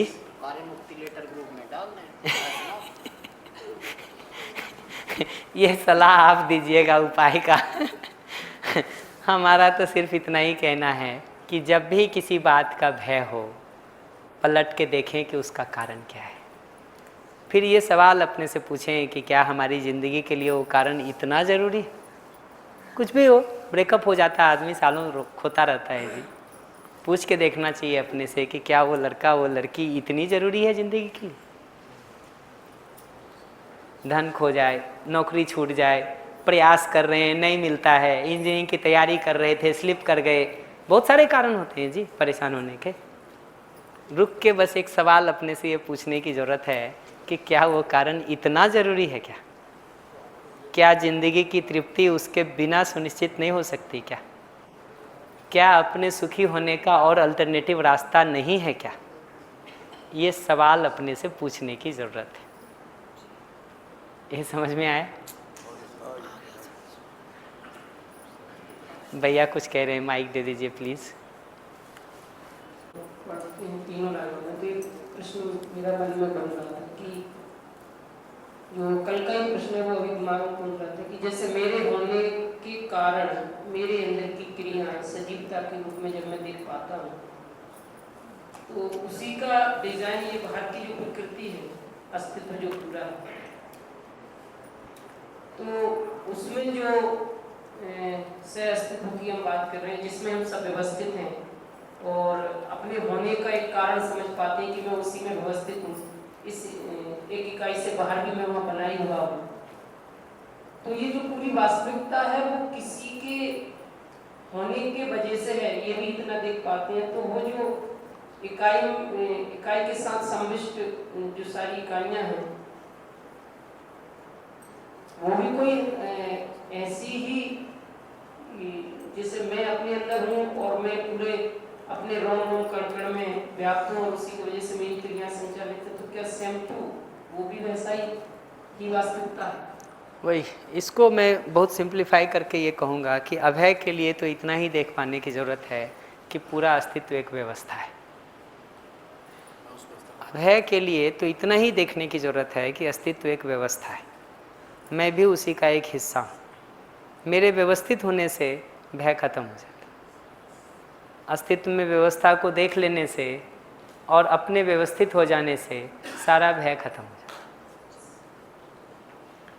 अब इसमें से जिस लेवल का रोग हो उस लेवल का दवा देनी होती है जी, ठीक है। हम तो लास्ट बात इतना ही कहेंगे कि जिस बात का भी भय लगता हो, रुक करके बस एक सवाल पूछें कि जिस वस्तु के खोने का हमको भय लग रहा है, क्या वो ज़िंदगी के लिए इतना ज़रूरी है? क्या उसके बिना अल्टरनेटिव स्ट्रेटजी ज़िंदगी को प्लान करने की हो सकती कि नहीं हो सकती? ये सवाल पूछने की ज़रूरत है। बढ़िया, तो हम ब्रेक कर लेते हैं यहाँ पर। हाँ, इनका प्रश्न सुन लेते हैं। 1 मिनट माइक दे दीजिए प्लीज़। इनके प्रश्न के साथ में ब्रेक कर लेते हैं। 12:15 बजे हम लौट के मिलेंगे। तो हम थोड़ा जो अब असंग्रह और विद्या 5 चीज़ों से हमने शुरू करी थी, असंग्रह, स्नेह, विद्या, सरलता, अभय, तो अब उसमें 2 बच गए हैं, असंग्रह और विद्या। वो दोनों पर हम नेक्स्ट सेशन में बात करना चाह रहे हैं। 12:15 बजे हम मिलेंगे। इनके प्रश्न का उत्तर देने के बाद हम ब्रेक करते हैं जी। जैसे होने के लिए कुछ बचा ना हो तो भय भी नहीं है, लेकिन जो पुराना भय अगर अवचेतन मन में बैठा हो उसको कैसे निकालें? वो रात में हमें सोने में हम बोलते हैं वो भी उससे दिक्कत होगी, तो इसको कैसे निकालें? पुराना भी जितना भय हमको दिखाई दे रहा हो, ठीक है, वो भय किस बात का है देखेंगे तो कुछ हमने खो दिया है ऐसा हमको लगता है, यही तो भय है। कुछ हमने खो दिया है उसी का तो वही तो 2 भाग में करें। कुछ हमने खो दिया है इसी का तो भय है। 1 मिनट सवाल का उत्तर सुन लें, वरना वही सवाल हर बार पूछेंगे। कुछ हमने खो दिया है इसी बात का हमको भय होता है, पुराना जितना भी भय है। सवाल ये पूछने की ज़रूरत है कि ये जो वस्तु हमने खो दी है क्या वो हमारे तृप्ति के लिए इतना अनिवार्य है? रजनीश का एक पुराना जोक है, वो कहता कि जिनके बच्चे नहीं हैं ना वो पूरी ज़िंदगी रोते रहते हैं कि बच्चे हो जाएं, बच्चे हो जाएं, बच्चे हो जाएं। ठीक है, उनको दुख का एक ही कारण दिखाई देता है, क्योंकि लोग भी 10 तरह का कमेंट कर देते हैं, तो लगता है बस बच्चे हो जाते तो ज़िंदगी सफल हो जाती। एक बार उनसे भी तो पूछ के देखिए जिनके बच्चे हो गए हैं, ठीक, पता चलेगा कि दुख के और भी स्वरूप होते हैं। तो इसका मतलब बच्चे का होना या नहीं होना सुखी दुखी होने को तय नहीं करता है। बच्चे का होना या नहीं होना सुखी दुखी होने को तय नहीं करता है। ये हमारी दृष्टि है उसके प्रति जो हमारे सुखी दुखी होने को तय कर सकती है। तो ये जो वस्तु जिसके लिए हम इतने पागल हुए रहते हैं ना, नहीं मिलता है तब तक पागल हैं। जिनको मिल गया है फर्क इतना ही होता है कि वो दूसरे पागल खाने में होते हैं, ठीक है, उतने का फर्क पड़ता है, उससे ज़्यादा फर्क नहीं है जी। तो ये समझना ज़रूरी है पुराने दुखों के लिए ना, ये बात समझ लेना ज़रूरी है कि जिस बात का हमको दुख हो रहा है ना वो इतना भी वो नहीं है। और अगर ये लगने लगे कि अपनी ज़रूरी है कि हमारी सारी योग्यता के साथ जितना हमसे हो सकता था हमने किया, और अधिक अगर हमसे हो ही नहीं सकता है तो मैं कैसे करूं? आपको समझने में जितना सहयोग मैं कर सकता हूं, मेरी जितनी योग्यता है उतना ही तो करूंगा। उससे भी अगर आपको संतुष्टि नहीं हो किसी को, तो मैं थोड़ी ना रोने जा रहा हूं जी कि डिप्रेस हो जाऊंगा कि बता नहीं पाया जी, जितना आता था वो किया, ठीक है, आगे और जो बेहतर होगा उसके लिए कोशिश करेंगे। मैंने तो अम्मा जी को ऑफर भी किया है कि मैं भी अनाथ हूँ, आप भी अनाथ हो, मेरे हो जाते। सही बात है, यहाँ से चलो मेरे घर। सही बात है। एक छोड़ के 2 बिल्डिंग है, 4-4 3-3 मंजिल के अंदर इतना ज्यादा भय, मतलब वो चाह रहे हैं कि मैं इससे निकलूं।